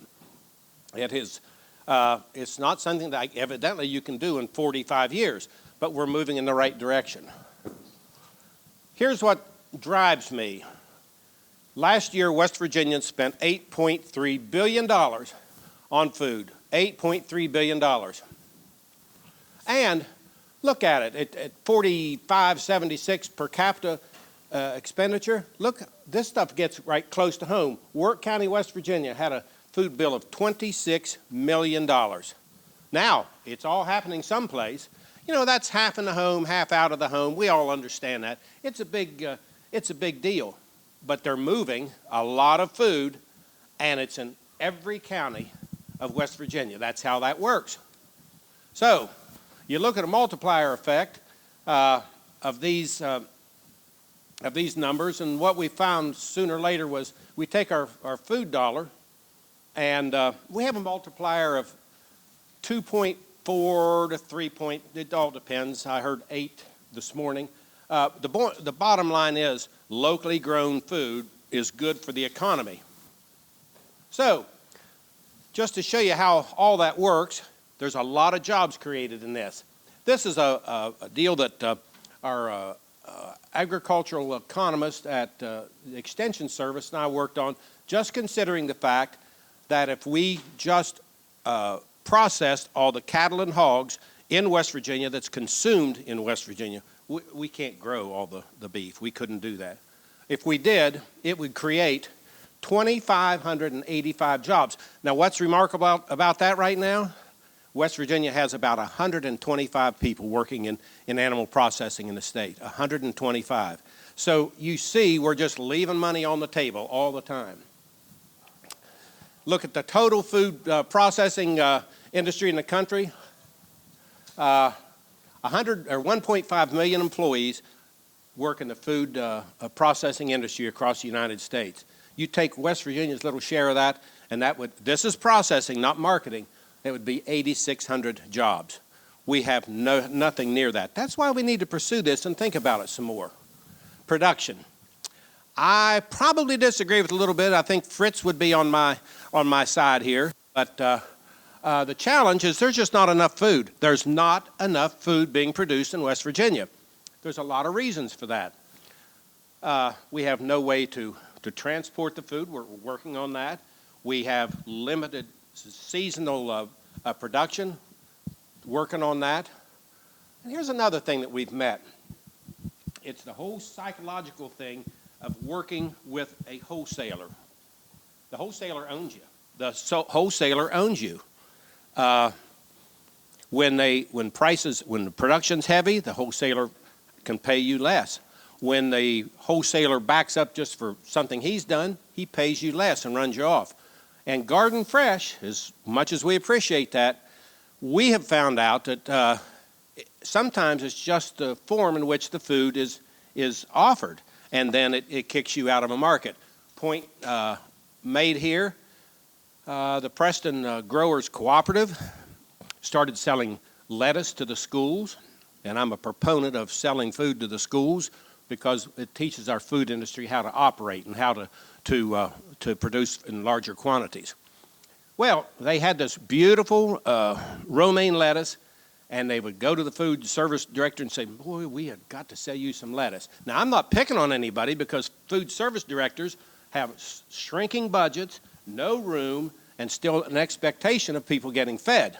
So, well, they just weren't buying it. And finally, after about 75 conversations, the food service director said, you know, if you would bring your lettuce to us the same form as we get it off the truck, chopped and put in a bag, we'll buy it. And boom, the market just blew up. And we had 2 growers that built tunnels just to grow, single tunnels, 30 by 96, just to grow romaine lettuce for the schools. Well, and to do that, the lady that did that, one of the ladies that did that, is my age, and she said, I never thought I'd spend my golden years chopping lettuce to haul to the schools. Good point, I thought. And so then the Preston Workshop got in gear to chop that lettuce for them, and now we're working with other growers. Another little interesting thing we found here is many wholesale producers wholesalers grade more strictly than the USDA grades. Point being, this was Tom's career move. It was going to be my one shot. I was going to have at the Preston Workshop, who I work with closely, I was going to have a statue of me put in front because I got everybody trained to grow butternut squash. Oh man, I was ready to go. Butternut squash, we had, honest to Pete, we had 35,000 pounds of butternut squash, all grown organically, and all we had to do was to get it to the wholesaler. Oops, the wholesaler, $1.49 a pound. The wholesaler, oh, that's exactly, yeah. The wholesaler graded that, but wanted to send it to Whole Foods. Now, okay, so now that, are you doing that? You're telling the story. Okay. I'm confused. Where am I? Anyway, so the wholesaler took the 15% of that 39,000 pounds of squash, and then they go, Tom, I hope you can do something with the rest of it. Well, there are a lot of well-fed hogs in Preston County. Even though we had a squash peeler, yes, you're talking to someone that owns a squash peeler, but we had that peeler, but that was just more than we could ever do. So that wonderful $1.49 price looked pretty bad because then we were selling seconds for like 49 cents a pound. And it was just, so we learned right then, we have to go further with this food. We have to own it longer. We had to add more value to it. Here's the whole thing. Everyone talks about, it's so nice to say this. How much time have I got? Okay. It's easy to say this, well, we just grew number ones and took that to whatever market it is, and then the number twos, then we process that further, and that's great. But it doesn't work that cleanly, and you've got to be ready to do something. Processing, it allows the farmer to stretch the harvest season and thus the marketing season. 2 minutes, all right, about time. Anyway, so we think there's a real success. So there's our squash peeler. Here's the math real quick. The squash is worth number twos or whatever, say 69 cents a pound. You process that with a 15% loss, and you sell that squash for $3 a pound. That's why we do this. Why do we do it? The workshop doesn't need to buy this squash from the farmers. Let the farmers own it with you. I told you the lettuce story. It's just remarkable what's available there. Careful attention to varieties and that sort of thing. Sweet corn, holy smokes. Brian Covell at the Montech Center is working with us and buying sweet corn, not going through all the agony of cutting it off the kernel, selling coblets. Now you've heard an official food term. Those little ears you buy in the store, coblets. And you can sell those. We've sold those successfully for 33 cents a piece, a dozen for corn. Get to the schools at half that, and the farmers are still making plenty of money.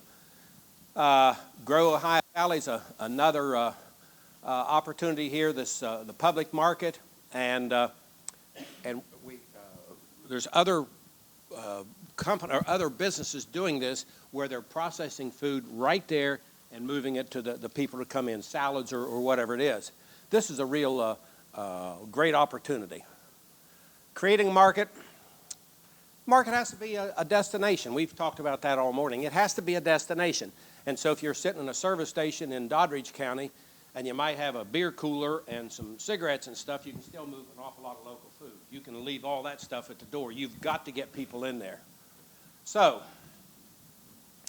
it requires, processing requires investment, ingenuity, education, and community. And believe me, we have people that are starting as simply as going to a church and using their approved kitchen. There are approved kitchens all over the state. Get that started there. Higher utilization of the product, nearly 100%. Lower priced food, we can defend that. We've had two different studies processing. One was processing food in the school, paying the school cooks $15 an hour, and they could get under the price of that food on the truck. Higher price of the community grower. It's just important that the growers make money. They're not going to expand if they're just splitting pennies all the time. The challenges: facilities, equipment. It's not cheap. The cob saw that takes that corn from an ear into 3 coblets, $58,000. The last one we just priced. So, facilities, equipment, workforce. Not as big a job as you'd think. People can be trained and they will work there. And then you have to have a freezer about the size of this room to get started and go from there. Because you're going to own or keep that food frozen in a safe place for a long time till it's sold out. Production can occur. This is how I've thought about this, Laura. Production can occur any place in the area. Processing can occur in any school, church, or other. And just like any successful food business, success is dependent on community involvement. And that means, if you want a small college to use more local food, then you might want to have the president of that college say, by golly, I want more local food in here. That's just what we were thinking. But it's got to be some positive pressure put on to make this happen. Any questions? Lisa will answer them, and we're in under the time.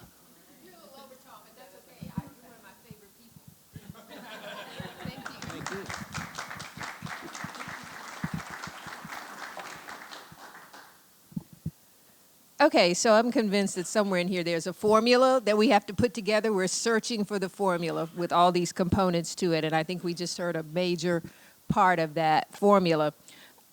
Before we move on to our 2 out-of-town guests, we have one more presenter, and I would like to introduce Amy Jo Hutchison with West Virginia Healthy Kids and Families. She is an organizer for them and one of the people that I've spoken with, and I really enjoyed my conversation with her. And she's going to bring us some more perspective on our families in West Virginia. Thank you. I'm going to be honest with you. I was paid once when I started as an organizer to stay out of rooms like this. My old boss said, I'll give you $5 every time you say no to one of those meetings because that's really not what you're good at. So, okay, so let's take that for whatever it is. So I've come flying in here this morning, I was a hot mess. I told those girls at the registration desk, I don't know any of you curly hair girls, look. And I'm like, here I am speaking in front of all these people. Oh, it's gonna be fine. I knocked my 6 points out, right? They asked me for 6 bullet points. I'm like, bam, bam, bam, knocked them all out. I'm like, this is gonna be fine. On the way down here from Wheeling, it rained the whole time. I passed salt trucks throwing salt in Morgantown. My 12-year-old's blowing up my phone because she's having a problem with a bully at school, and she just needs to touch her mama. Right? So I have all this going on, and I'm like, it's okay, you can do this. And then I open the doors, and I walk in, and I see y'all, and I'm like, oh, this is not really one of those meetings that I usually do a really good job in front of. So this is what I'm going to say. My whole lived experience is poverty. I've never been financially secure. I'm born and raised in West Virginia. I've lived here every day of my 48 years. I'm the only parent of 2 kids. Right now, they're 12 and 15, and they're girls. So if y'all pray, pray for any of us. That's okay. Just pick one. This is what I don't hear today in this room. And I did have a really nice presentation with all the 6 points. But I was like, what am I, Amy Jo Hutchison, going to offer these folks? And then I'm like, that's exactly what I need to offer these folks. Because I don't say things very eloquently. I do that on purpose sometimes. Most of the time it's because I live in a low-income neighborhood, and that's just the way we roll. But what I don't hear is emotion. I've heard some fantastic ideas today, but there's not been any emotion in the room. On the other hand, I'm nervous. Most of my organizing in the past 2 years have been around SNAP, which means I talked to a lot of recipients on SNAP. So on the way down here, I was like, okay, food deserts, hungry folks. The administration just cut SNAP benefits this week. 700,000 Americans are now struggling to eat, right? How many, Kelly? 30,000? Right here in West Virginia. Okay, Kelly's with the Center on Budget and Policy Priority. And I'm like, why are we not mad? Why does that not make us mad? I'm coming here to talk about food deserts while tomorrow I get to go somewhere and talk about why do we keep doing this, right? Food is life. And if anyone thinks that someone who's hungry and malnourished is going to be one of your greatest workers, you're lying to yourself and you need another place of business. So that's that rant, okay? My other rant is that I hear words like consumers and communities, but those are my people. So is there anyone in here from Calhoun County? No one? There was a woman at a food pantry in Calhoun County, and she told me that her neighbor is elderly and alone. Calhoun County is definitely a food desert, if you've ever been there. I'm going to try to take a deep breath and calm my emotions for a minute. I have a lot going on, y'all. She said that she works the food pantry, and she had gone over to check on her neighbor, and her neighbor had fallen. So she called an ambulance, and she had the woman taken to the hospital. So she said it was quite a while before anyone came out to give her an update. And the nurse said, your friend's asking for you. So on the way back to the room, she said, do you run the food pantry? The woman said, yeah.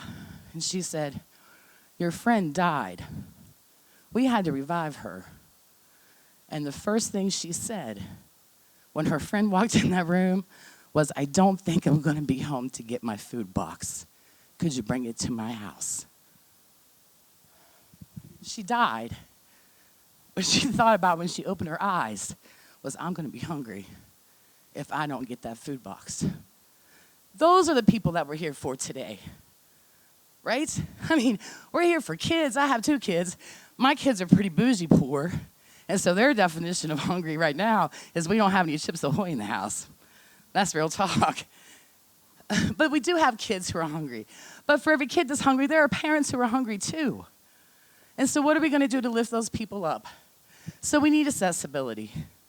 I live in downtown Wheeling. 3.2 miles, I Googled this yesterday, to the nearest Kroger. 1 hour and 17 minutes to walk. That's for a healthy person. How many groceries can you carry when you've already walked 2.5 hours to get back and forth to the grocery store? I live in downtown Wheeling. So we need to really talk about accessibility, right? Catholic Charities in Parkersburg, they have a mobile food pantry that goes to Alma. I probably said that wrong, so I'm sorry. But it goes to Alma. But as Dr. Anderson and I said, what about paper towels and toilet paper and menstrual products? What are we going to do to wrap all of these needs together, right? So on the way down here, I was like, what if we started setting up those little Amish houses, little barns, and putting groceries in them? And we let poor folks go man that grocery store for a couple days a week at the bottom of a holler. I mean, because there's one holler in Fayette County, almost 200 people live back that holler. What if we just had a store, a little bus stop at the end of their lane, right? The other thing is availability. Where I live, if I want to send my kids to the nearest store, because gosh, y'all are lucky none of them have a license yet, a bottle of A1 sauce costs $8 at our convenience store. Do you want to know what I pay when my kids won't eat steak and I have enough meat in my freezer for 3 meals? And knowing how I'm going to get to payday, and steak is one of those meals that their bougie little butts are going to refuse to eat if they don't have A1, I pay $8 for a bottle of A1 sauce, right? Because poor people do the best they can with what they have. And if you take nothing more into your work this afternoon, do that.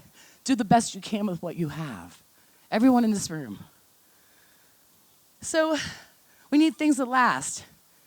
My family is very rural, Wetzel Countyans. My grandparents had 10 working farms once upon a time. And we were meat and potatoes people because we weren't hungry, right? We had work to do, and so we needed meat and potatoes. So a lot of this is, I'm thinking, why don't we buy as many fresh fruits and vegetables in my house? A, it doesn't last long enough. And B, my kids change their mind every week.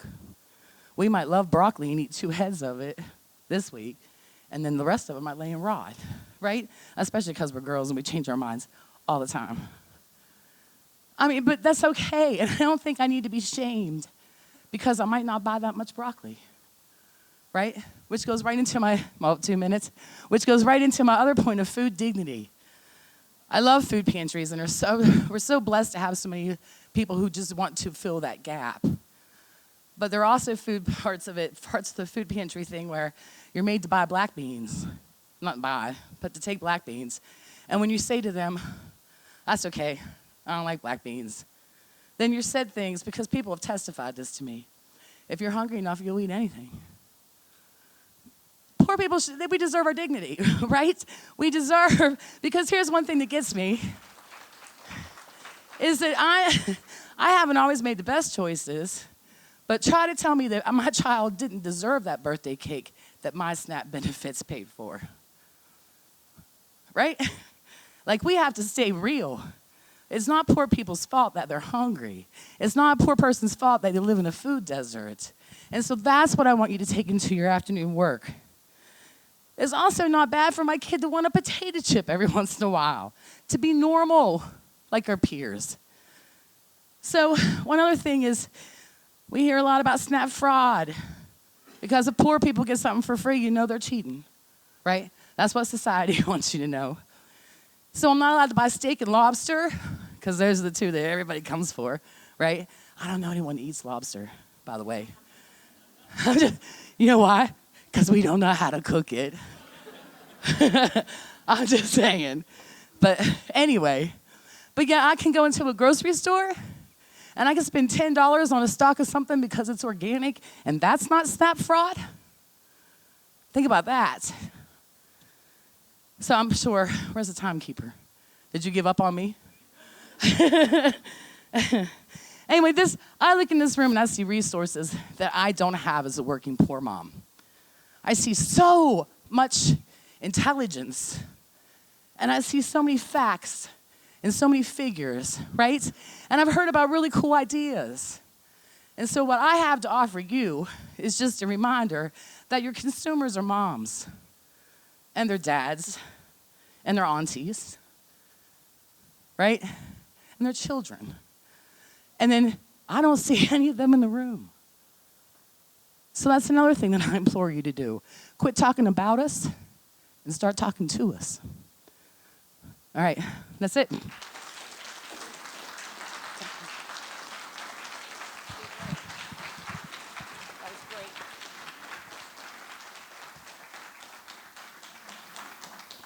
There was so much wrapped up in that, I don't even know where to begin, and it's not necessary for me to. I think she said it all.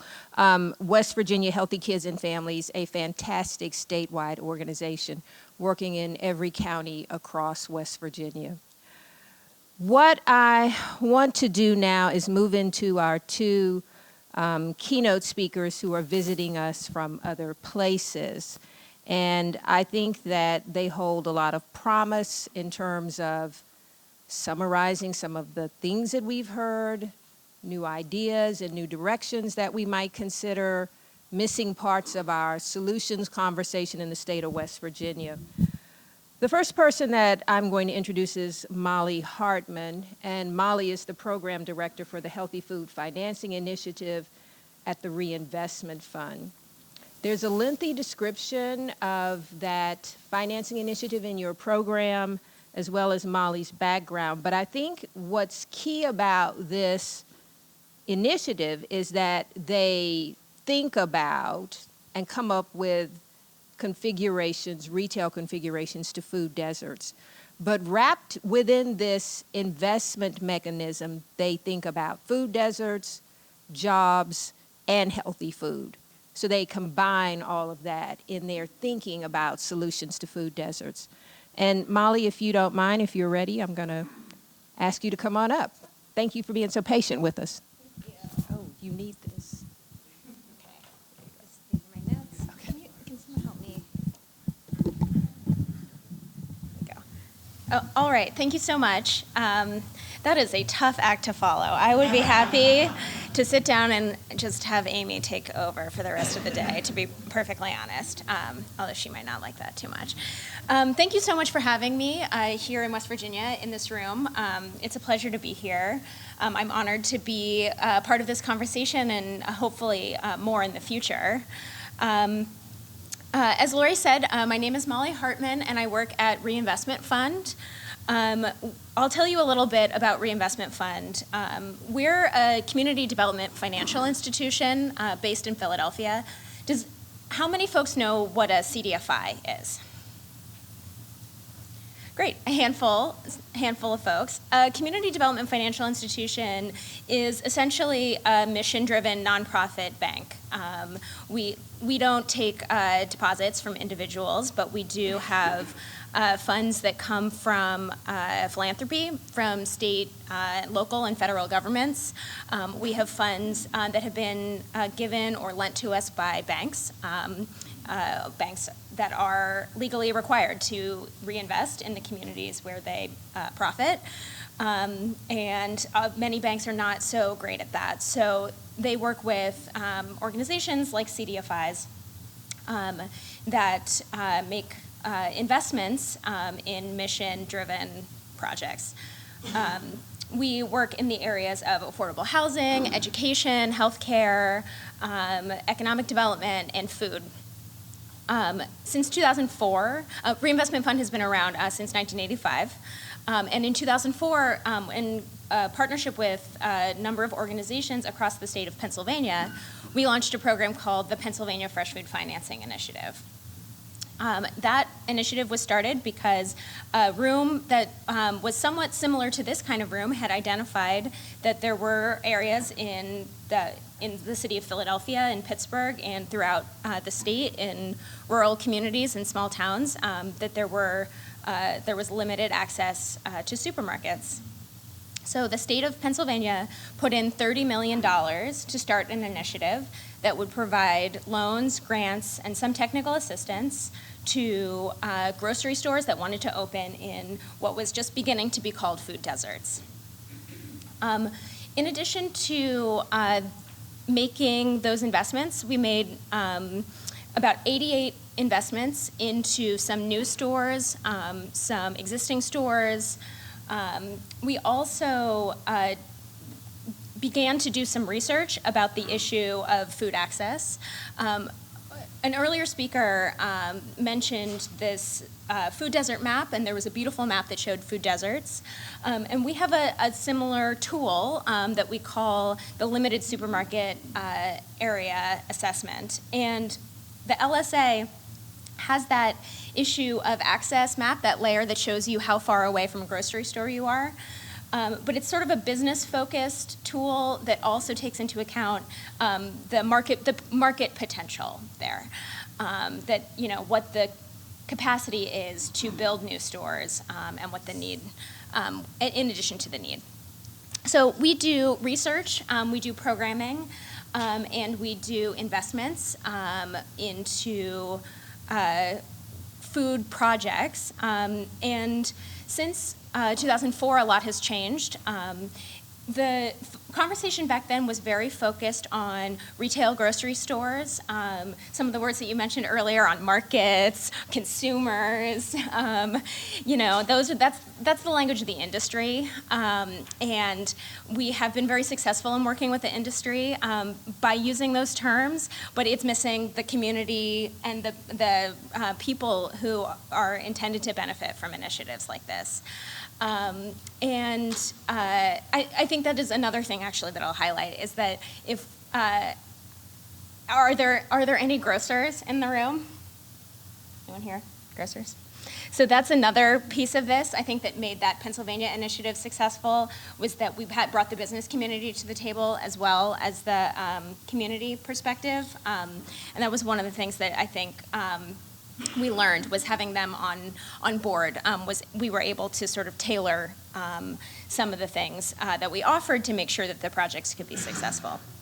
But since then, a few things have happened. The program has become a national initiative, and there are a few sources of funding since about 2011 on the federal level that have made the Healthy Food Financing Initiative greater.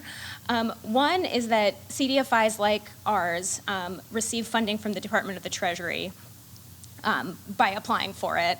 And the CDFI fund at the Department of the Treasury has put aside money for HFFI initiatives like the Pennsylvania program every year. So there are now programs like the Pennsylvania program around the country. And some of them are have a name and branding, the Virginia Healthy Food Financing Initiative. Some are just continue to be an opportunity and aren't sort of like a branded initiative. In addition, there are states and philanthropies that have put money into these initiatives as well. There's Healthy Food for Ohio. There's California Fresh Works.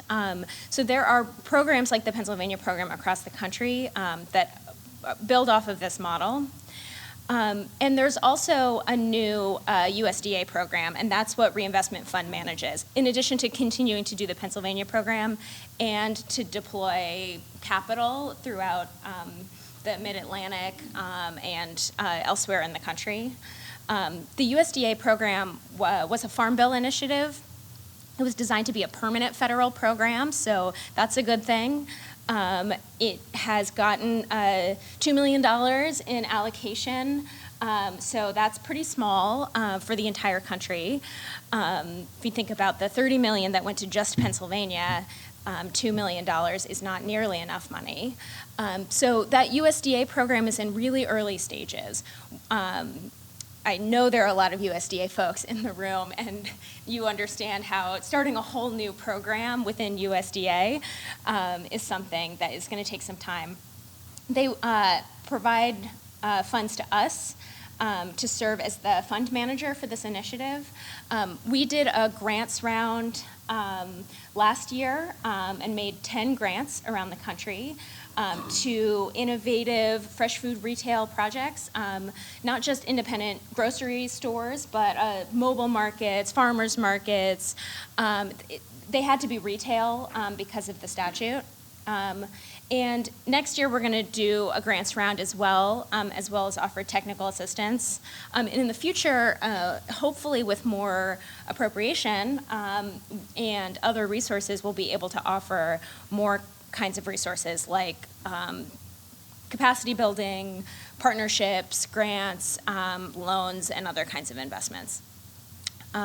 So we're very excited about that, and we're very excited in particular about the evolution of the conversation from grocery store as solution to food desert to a more comprehensive look at the food system and all of the stakeholders in that in the broadest sense. In the next round of the HFFI grants program, we're going to be able to offer grants to both retail and non-retail projects. Someone earlier talked about the distribution landscape and how the food might be growing, but it can't get to market. Grocery stores or retailers might open if they only had a distributor that could come to their community. Sometimes a full-service grocery store is not. A grocer might not see that that is possible in communities, even though there are people there who need to buy food. And so smaller solutions like mobile markets or pop-ups or community-run cooperatives or other buying clubs or things that are those kinds of solutions might be a better fit for the community. And so we want to be able to provide resources to all of those different things. So I think that's where I'll leave it. As a funder and an investor, we're not in the business of telling a community what the best model is. We're in the position of seeking to provide resources to entrepreneurs and community leaders and business and community ventures that are serving need in that community.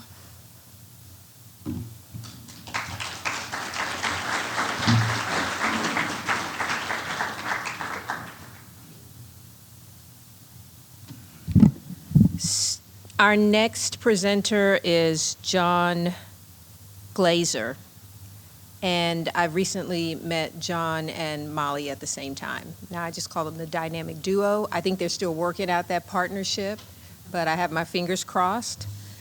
John is from the Ohio University's Voinovich, did I say that properly? Voinovich School of Leadership and Public Affairs.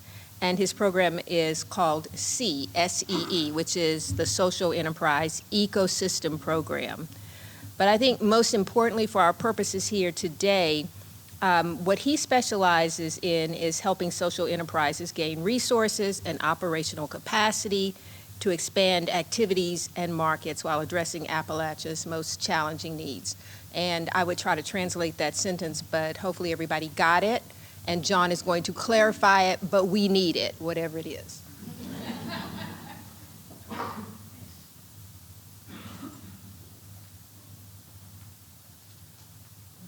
So, like Amy Jo, I'm a dangerous speaker when I don't come prepared. What I want to do is bridge the gap between what Amy was talking about and what Senator Facemeyer was talking about. You hear Amy going, where's the emotion in the room? Don't you know who we're helping? Don't you know the felt, lived experience, the problems people go through? And the senator, if it's not going to make a profit, it ain't going to work. That's the gap. That's the challenge. You've got mission, full of emotion, and you got money. Without money, mission doesn't happen. And we live in a system where there are rules and requirements and things you gotta jump through in order for the money to work. And I hate talking about myself, but I sat there because of you. I sat there and I said, all right, I'll tell the story. So I come from a working class family in Philly. We lived downtown Philly, and I'm the first generation in the family to go to college. Pissed my family off because I majored in philosophy. But that was because I was a mad student radical of the 60s and the civil rights movement. And every time I got involved in an initiative, a program, an enterprise, a venture, a project, it fell apart because of money. It fell apart because we were chasing the things that pissed us off, trying to enact the ideas that we thought were going to solve the problem, and bumped into the resources that we didn't have. And that was a deep lesson that has turned a philosopher into a financial analyst. I'm not a financial analyst, I'm still a philosopher. But so another quick story to frame this and then sort of make the point about what Lori was describing this perspective has to offer. So, you know, during those days, I'm dating Darla. And Darla says, come home and meet my parents. And I don't get along with parents, man. This is not going to work. So I come home and meet the parents. And by the time dinner was over and the arguments were flying hot and furious, Darla's father slammed his hand down on the table and he said to me, kid, if this world is the way you want it, who's going to bring home the bacon? Huh? Who's going to bring home the bacon? And I'm going, what? This guy's nuts. What's he talking about? But what he was talking about was you can't create the kind of society that you want. You can't address the issues of social justice and inequities and, you know, morality unless there's an economic system that supports it. So what I want to convey to you guys has to do with the 7 different lenses that the conversations are put through. They're on the handout. And one of those lenses is finance and investment. And, you know, a little bit of egocentrism, but that's a perspective that cuts across all the others, that you don't get to do anything unless it works financially. You don't get to do anything unless you got sustainability and you can wake up tomorrow and do what you did yesterday because you haven't run out of resources yet. Running out of resources is failure. Running out of resources is not being able to get things done. And so the thing that cuts across mission, the money part cuts across all of the aspects of mission. And I'd, you know, sort of offer you this. Everybody's engaged in their silo. I love the idea about building bridges and tunnels versus knocking them down, because we certainly need the expertise of people, you know, in different sectors. Everybody's in their silo, and they're good at it. They've got a diagnostic of what the problem is. They've got a theory of change for how to bring it about. They've got an operation, and they've got staff and talent, and they're engaged with people getting things done. And that's a story. And they tell their story of what it is that they're doing. Everybody needs to get really good at that. At the same time, finance and investment is telling your story, the same story that you tell when you tell the mission of what you're doing. But it tells that story in terms of the numbers. It tells that story in terms of where do the resources come from? How do they get allocated?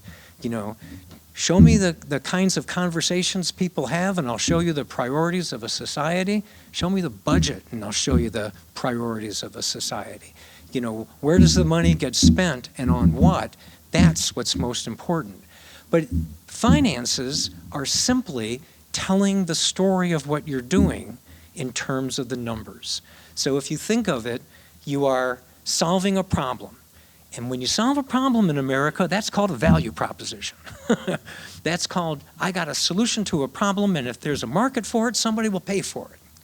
You know, that's what problem solving in America is, and what the senator meant when he said if you're not making profits, you're not going to be sustainable. But got a problem. Whose problem? That's the people that you're serving. You know, and how do they experience the problem? And is this a value proposition for them? Sure, it solves that problem, but if it doesn't address and accessible and is acceptable and works to the target population, you don't have something that's going to work. So a value proposition serves beneficiaries, and those beneficiaries have to inform the solution that your value proposition offers to them. You know, your mission has to speak to the people it's supposed to help, or it's, you know, doomed to fail. And then, you know, how do I reach the people I need to reach? How do I deliver the solution that I got to the people who want it and need it, and maybe ultimately are part of the value proposition in terms of how money flows? Because all of these programs about how to address a retail experience that's going to, you know, be effective in reversing a food desert situation, retail. Money changes hands. I buy, you sell. That's a retail experience. I think that was the main lesson that I took out of the 60s, was at the end of the day, everything's retail. Everything's transactional. Everything's got to have an exchange of value from one side to the other side. And so if you're going to build a grocery store or a mobile unit or a processing plant to get higher value out of food production, there's got to be a market for it. There's got to be, you know, the dollars that will be spent because the solution that you have to offer of a problem is worth it to the people that you're trying to deliver it to. And that's the delivery of value. I got a problem I'm addressing, a solution. These are the folks that, you know, have that problem. This is how I'm going to reach them. And then one of the main things, I think Amy did, you know, in my language, you're talking about this. Who are you? What's your standing? Branding is what, you know, what is the relationship you have to the beneficiaries in order for them to accept your message, to accept your value, to do business with you, to write a check, to spend at your store, to buy what you got to offer. That's really a brand. But the brand is like, what is my relationship to you?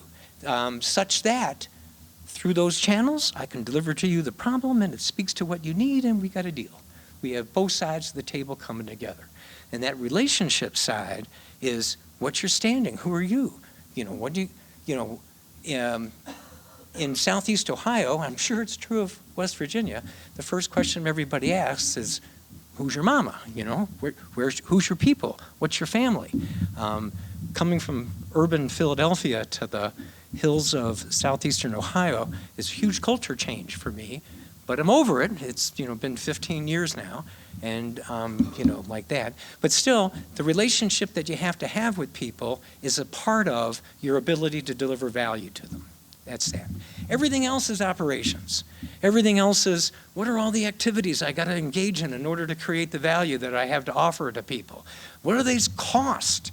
Because in the creation of value, you've got the cost side of the finances.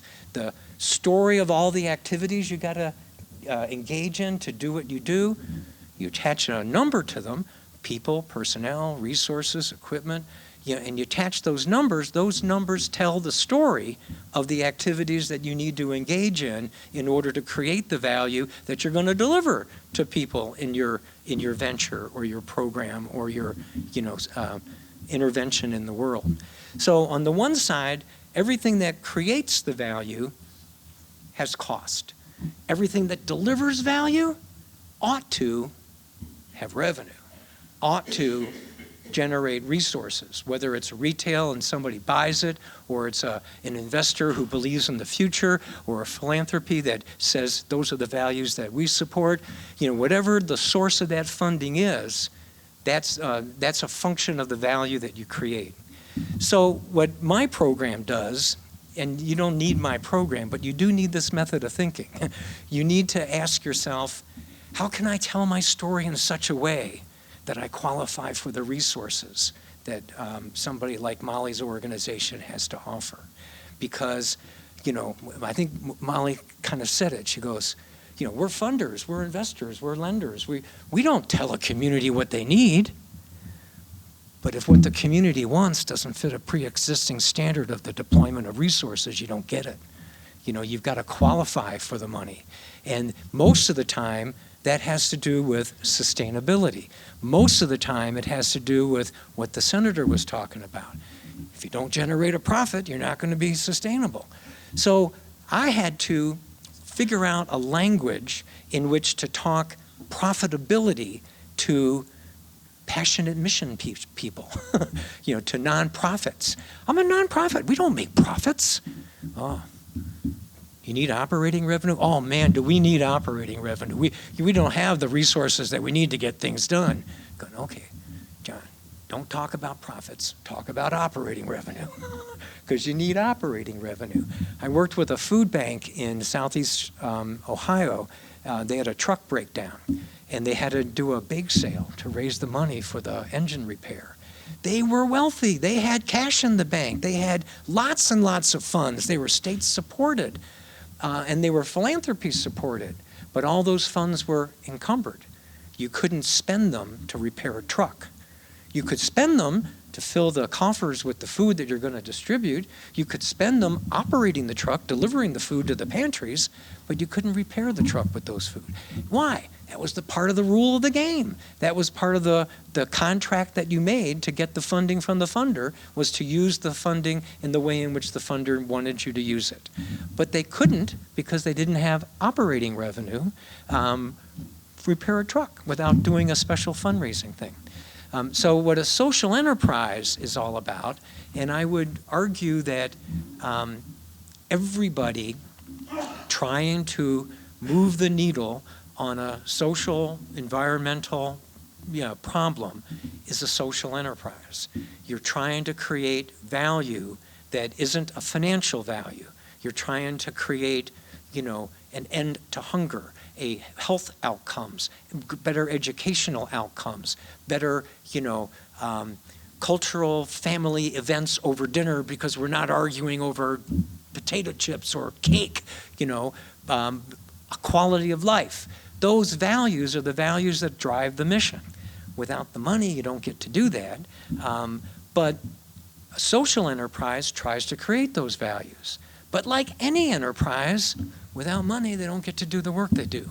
So you got to think in terms of both a social return on investment, which is what comes natural to the folks that are motivated by mission and passion about getting things done, and financial return on investment.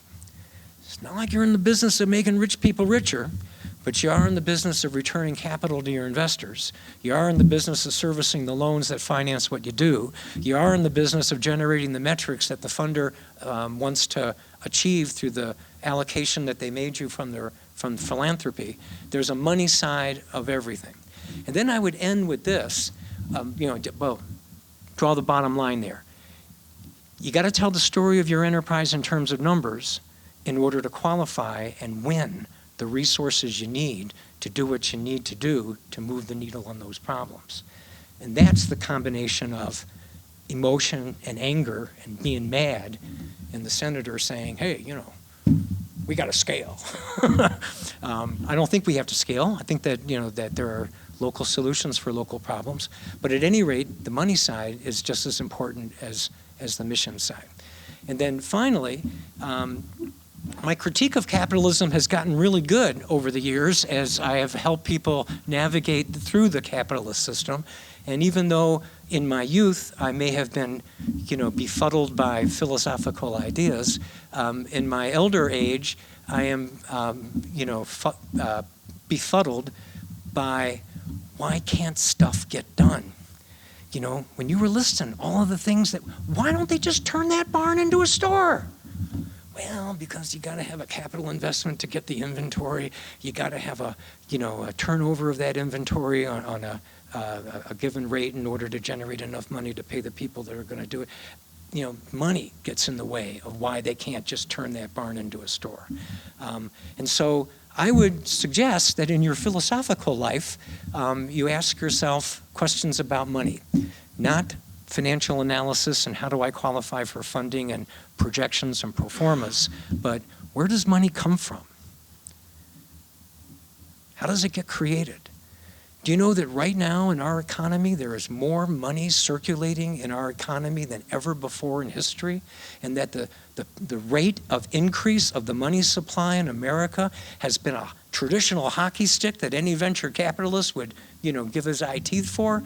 The amount of money that we've got in our society right now is gigantic. And yet we're all living like we're in a time of austerity. We're all living like resources are hard to get and we can't get stuff done. So what that translates into as a question to ask, how do we pay for a better world? How do we pay for the problems that we have to solve? What does it take to be able to get the resources we need to do the work we want to do? To me, those are the most important questions over a beer after you've finished the day. During the day, you got to make sure that you're qualifying for the resources you're applying for and that you're managing the resources you got so that at the end of the day, there's more money in than money out, operating revenue. Anyway, that's the perspective that I'd have to offer.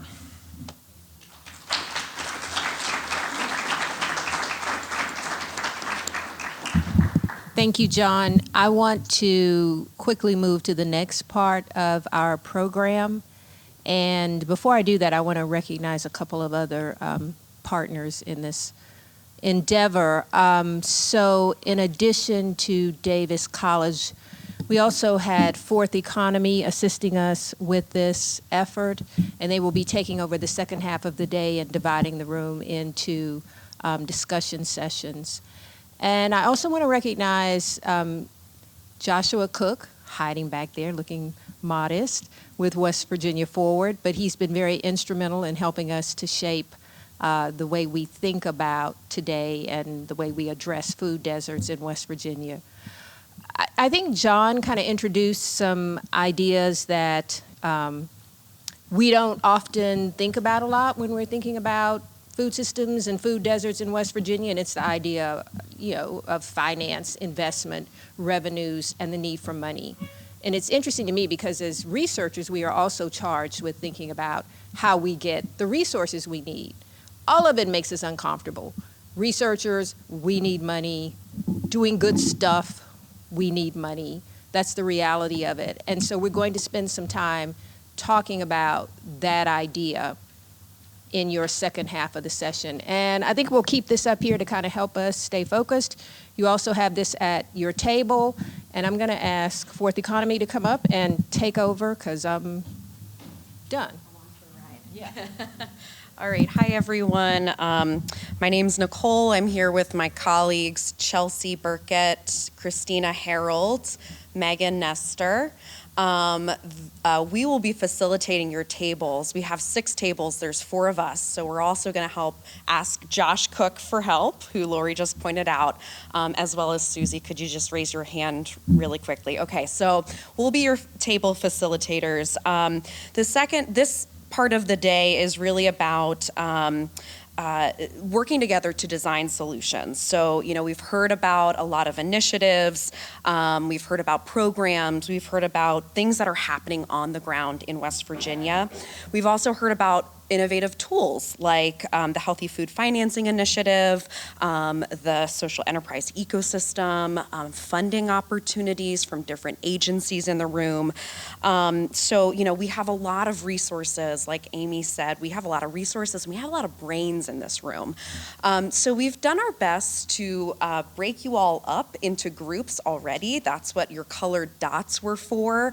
If you don't have a colored dot on your name tag, don't worry too much. You're probably in a random of enough of a table to make this a fun exercise. So you shouldn't be sitting with your colleagues and coworkers. If you are, it's not a big deal, but we kind of wanted to mix you up a little bit. So we have our vision and mission statement that we've been working through. The goal of our exercise, we have a couple of exercises to do over the next hour.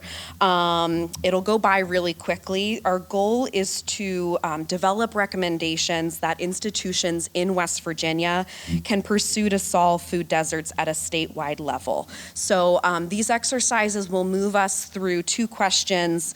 One, how are we as a state state falling short of meeting the goal, the vision statement that we've been referencing all morning. What are the gaps and what is missing to meet this goal?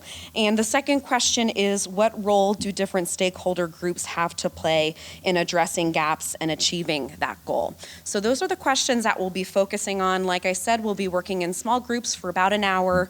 At 2:25, we're going to be, we'll have a hard stop, and we will do report out. So think about that as you're developing your ideas. Again, this is really about designing solutions, thinking about how we can use the resources in this room and in the state to make the type of systemic change that we're talking about here today. So with that, we'll turn it over to our facilitators. Okay, so our group, the gap that we identified that we wanted to prioritize is a coordination of business planning resources. So we know that there's a lot of things happening, but we felt like along all of our categories, there was a lack of communication, a lack of awareness, a lack of accessibility. So we really thought that there needed to be some sort of coordination among resource providers and service providers that provide things like business planning services.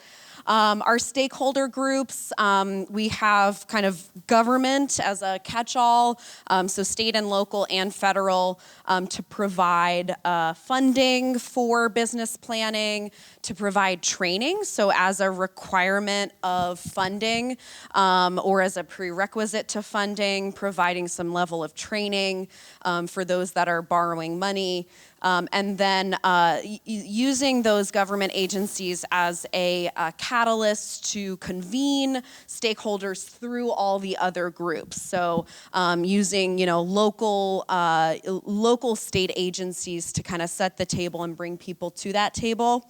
Banks similarly to provide funding and also training, but also to provide models of success. So a lot of businesses that are just getting started, they don't know the lingo, they don't know what success looks like. They need those positive role models. So working with banks to give us examples of those successes that we can look up to.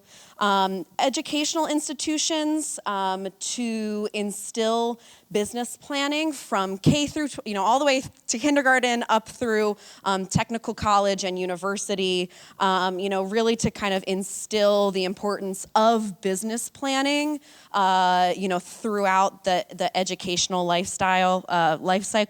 And then NGOs. So we talked about the importance of nonprofits being boots on the ground, interacting with people that will, use these services, but also to really provide a face and a story that people can relate to and, generate that emotion that Amy was talking about. Action steps, so defining what a business plan is and why it's important. Again, bringing models and examples of successful businesses that folks can look up to and defining that lingo that's so important. And then finally, training and communication. Hello, I'm Kyle. So our prioritized gap is our investment in infrastructure. And our stakeholder groups are mostly going to be, number one, the state government. So we want to work on our tax incentives. We're going to incentivize, like Dollar General's having different meats and produces. We also want to talk to our CDFIs, and we would like to have them invest into these communities and work with our Dollar Generals. And we also want to work on number 3 is our private businesses. So we're going to go to these dollar stores and try to get them on board with our plan. That seems like a very solid idea to have them produce or sell produce and meats. We have our action steps. Our first action step is we're going to lobby for our tax incentives. So we're going to go back to the state government and really try to push, we need to put these incentives in place to get these businesses to come here, to come on board with us and try to get rid of these food deserts. Action step number 2, we want to try to collaborate with the private businesses So we have to sit down, work with dollar stores, try to figure out how we're going to get this to work.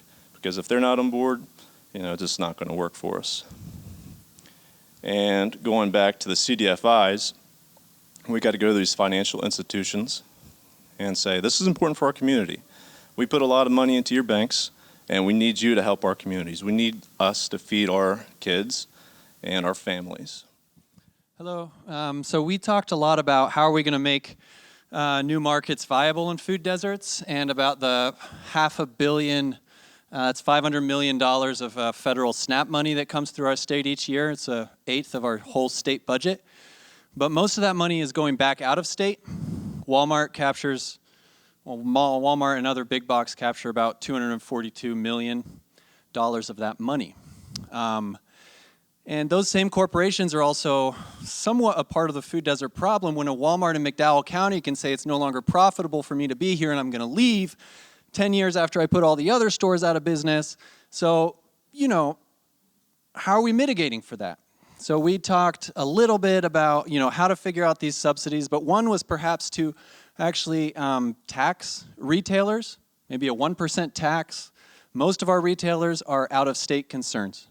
So what if we taxed retailers and reinvested that money into either a 2-for-1 SNAP program that was specifically for West Virginia retailers, West Virginia owned retails, so the money would circulate within our local economy, or any number of other uses, maybe the pop-ups that Amy Jo was talking about in the holler. Like we just send out $1,000 gifts all across West Virginia to start up grocery stores and see what happens. Yeah, we talked a lot about farming and the difficulty for small farms to actually compete and make ends meet. So we do need subsidies. Our entire food system is subsidized from seed to retail. It's just that a lot of us are not capturing those dollars. So we talked about developing profitable market models that work for West Virginians, that just elevates our entire economy here. And SNAP is a key driver of that. There's a couple models out of Massachusetts, the Healthy Incentive Program that actually doubles SNAP on each swipe at HIP-approved retailers. We talked about that some. Anything else, table? Okay, so we looked at addressing the food desert issue in empowering the next generation of agricultural leaders and people in the food industry. So we said that we would be addressing food deserts by creating a community-based cooperative model of students, local leaders, and businesses. So our idea here and a couple of stakeholders was that universities could design a master's program in food production curriculum, then they could bring that out to all the 55 counties in West Virginia, either through extension or another program such as that, and really help schools be able to use the land that they have to produce agricultural goods, and then work in a cooperative model with businesses to do kind of a direct procurement kind of thing and set up small like pop-up farmers markets or other retail operations at the schools, which then they could also work with the Farm Bureau to asset map and pass on valuable knowledge to those programs and help them become more profitable as they bring in more agricultural products from their counties. And that would then help, I'm trying to figure out exactly the way I want to word this. It would really, there's a high school in each county in the state, right? So that right there, if you had a small farmer's market and little Amish shed type thing at the front of the school, that right there is one location in every county that somebody could go to get fresh fruits and vegetables. And then on top of that, your students, your kids are there riding the bus every day, so that would take care of a lot of the transportation issues as well in getting to fresh fruits and vegetables. If your kids were able to pick those up for you at the end of the school day and take them home on the bus, I mean, right there takes a lot of the steps out of getting to fresh fruits and vegetables. So action steps would be to develop this cooperative model and then find a way to make it work in every county across the state and hopefully be a model for the rest of the nation. So coordination, our prioritized gap was coordination of the acknowledged issues and trying to develop stakeholder engagement and buy-in. So building consensus. I think we were seeing that pretty much across the board though on like every component that there needed to be a little bit more coordination, overall coordination. And I think it led to coordination being our prioritized gap. It's kind of funny like that. So under stakeholder and the group role, the stakeholder group role, so I think we're looking at nonprofits, faith-based community, advocating as advocates, boots on the ground in the trenches, getting the word out regarding the issues, trying to actually have it filtered down to what really needs to be addressed. Every community is different. Every community may have a different food insecurity issue or a food desert set of issues. So it's we really have to depend on the local community in that sense. So I think that's kind of a big deal. Another group would be universities and colleges, and that's research, outreach, teaching, local education, leadership role, doing what they do best. Even probably, I don't think we had some of the trade schools or community colleges, but I think you get the idea. I think the third group would be funders, banks, foundations, CDFIs. One thing we do, and I'm with the foundation, and sometimes when we can't fund projects, we like to sort of convene because we get a lot of ask. We know what other folks are working on, what they want to do. So it's real easy for us to do some convening and getting people together in a room and having some frank, honest discussions about, their projects, what's working, what's not working. So in this sense, funders, basically folks who can sort of underwrite some projects. It's real important at the local level, too, that you've got some local funders, CDFIs, and foundations in the room. So the action steps from there, clearly identify the objectives and local leadership based on existing inventory of what those issues are and what the projects are. It's real easy. I think that sometimes when you've got a bunch of projects going on or you're going through this process, the process itself will enable you to, will enable leadership to emerge. Sort of the cream sort of rises to the top. People get involved. Oh, there she is, our reporter. But I think it's real important that, that process sometimes will bring out some of the local leadership or some of the folks that really need to be involved in the process. I liked what John was saying earlier about, it's financial. It's always about financial. Don't get it twisted. But you have to sort of figure out what needs to be financed and the best use of those financial resources. You only get maybe one blank check once in your life, so you got to make good on it. But I think it's real important to clearly identify those that are going to be involved, the leadership, and I think that sort of speaks to that. Second part would be formalizing local advocacy and coordination groups, and that even includes a food policy council, as specific as a food policy group. Maybe even that would sort of go to the next aspect of legislative entity, or at least legislative support. So the third one under the action steps would be build a narrative of foundations, collective impact for legislative advocacy. At some point, you've got to get, the state involved, or at least a legislative entity. It could be local level, could be at the sort of regional level, county commissioners, state level, and so on and so forth, and have it filter up to the federal level.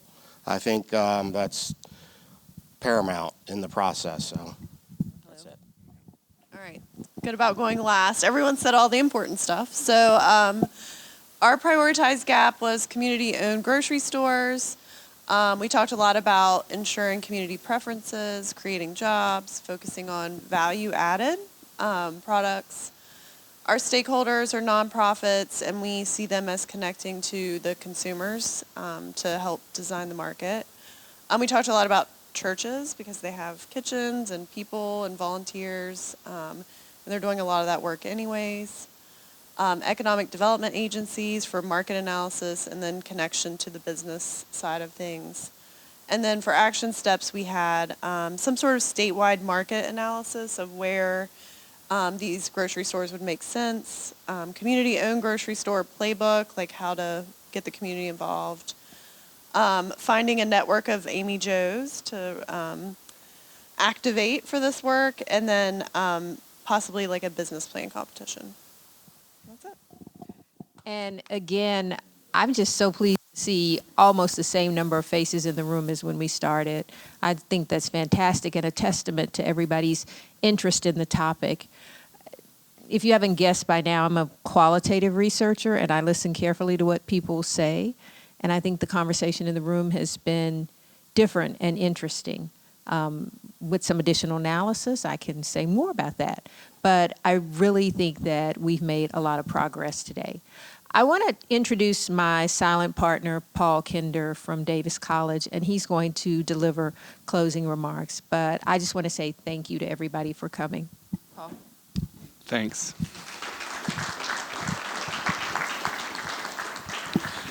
So I hope to remain silent, but I guess Laurie's not going to let me do that. So I got interested in this. This is really not my area of expertise, but I was very fascinated by the geography of this problem and many problems in West Virginia. It's a different problem in different places, and we've all recognized that.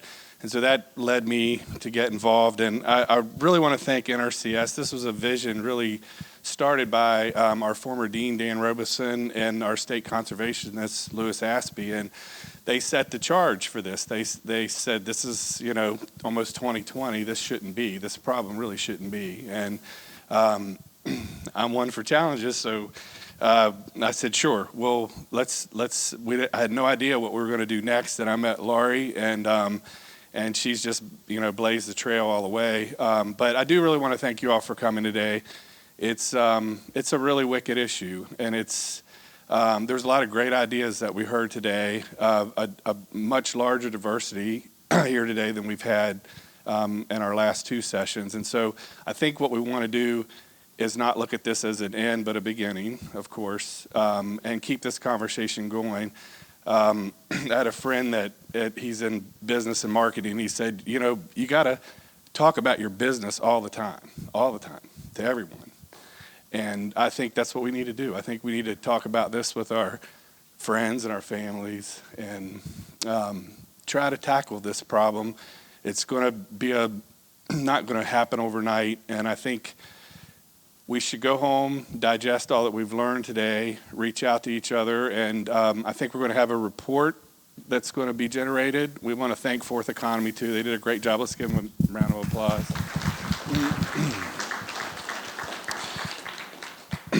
And so, you know, that report will summarize what's here, but let's just not delete it from our inbox. Just keep it in your inbox for a little bit. And then we hope that we can bring a few folks together that are really passionate and maybe create some sort of incubation situation where we're incubating leaders and maybe entrepreneurs to follow through on some of our recommendations. So thanks for your time. It was a long day. We appreciate it, and God bless.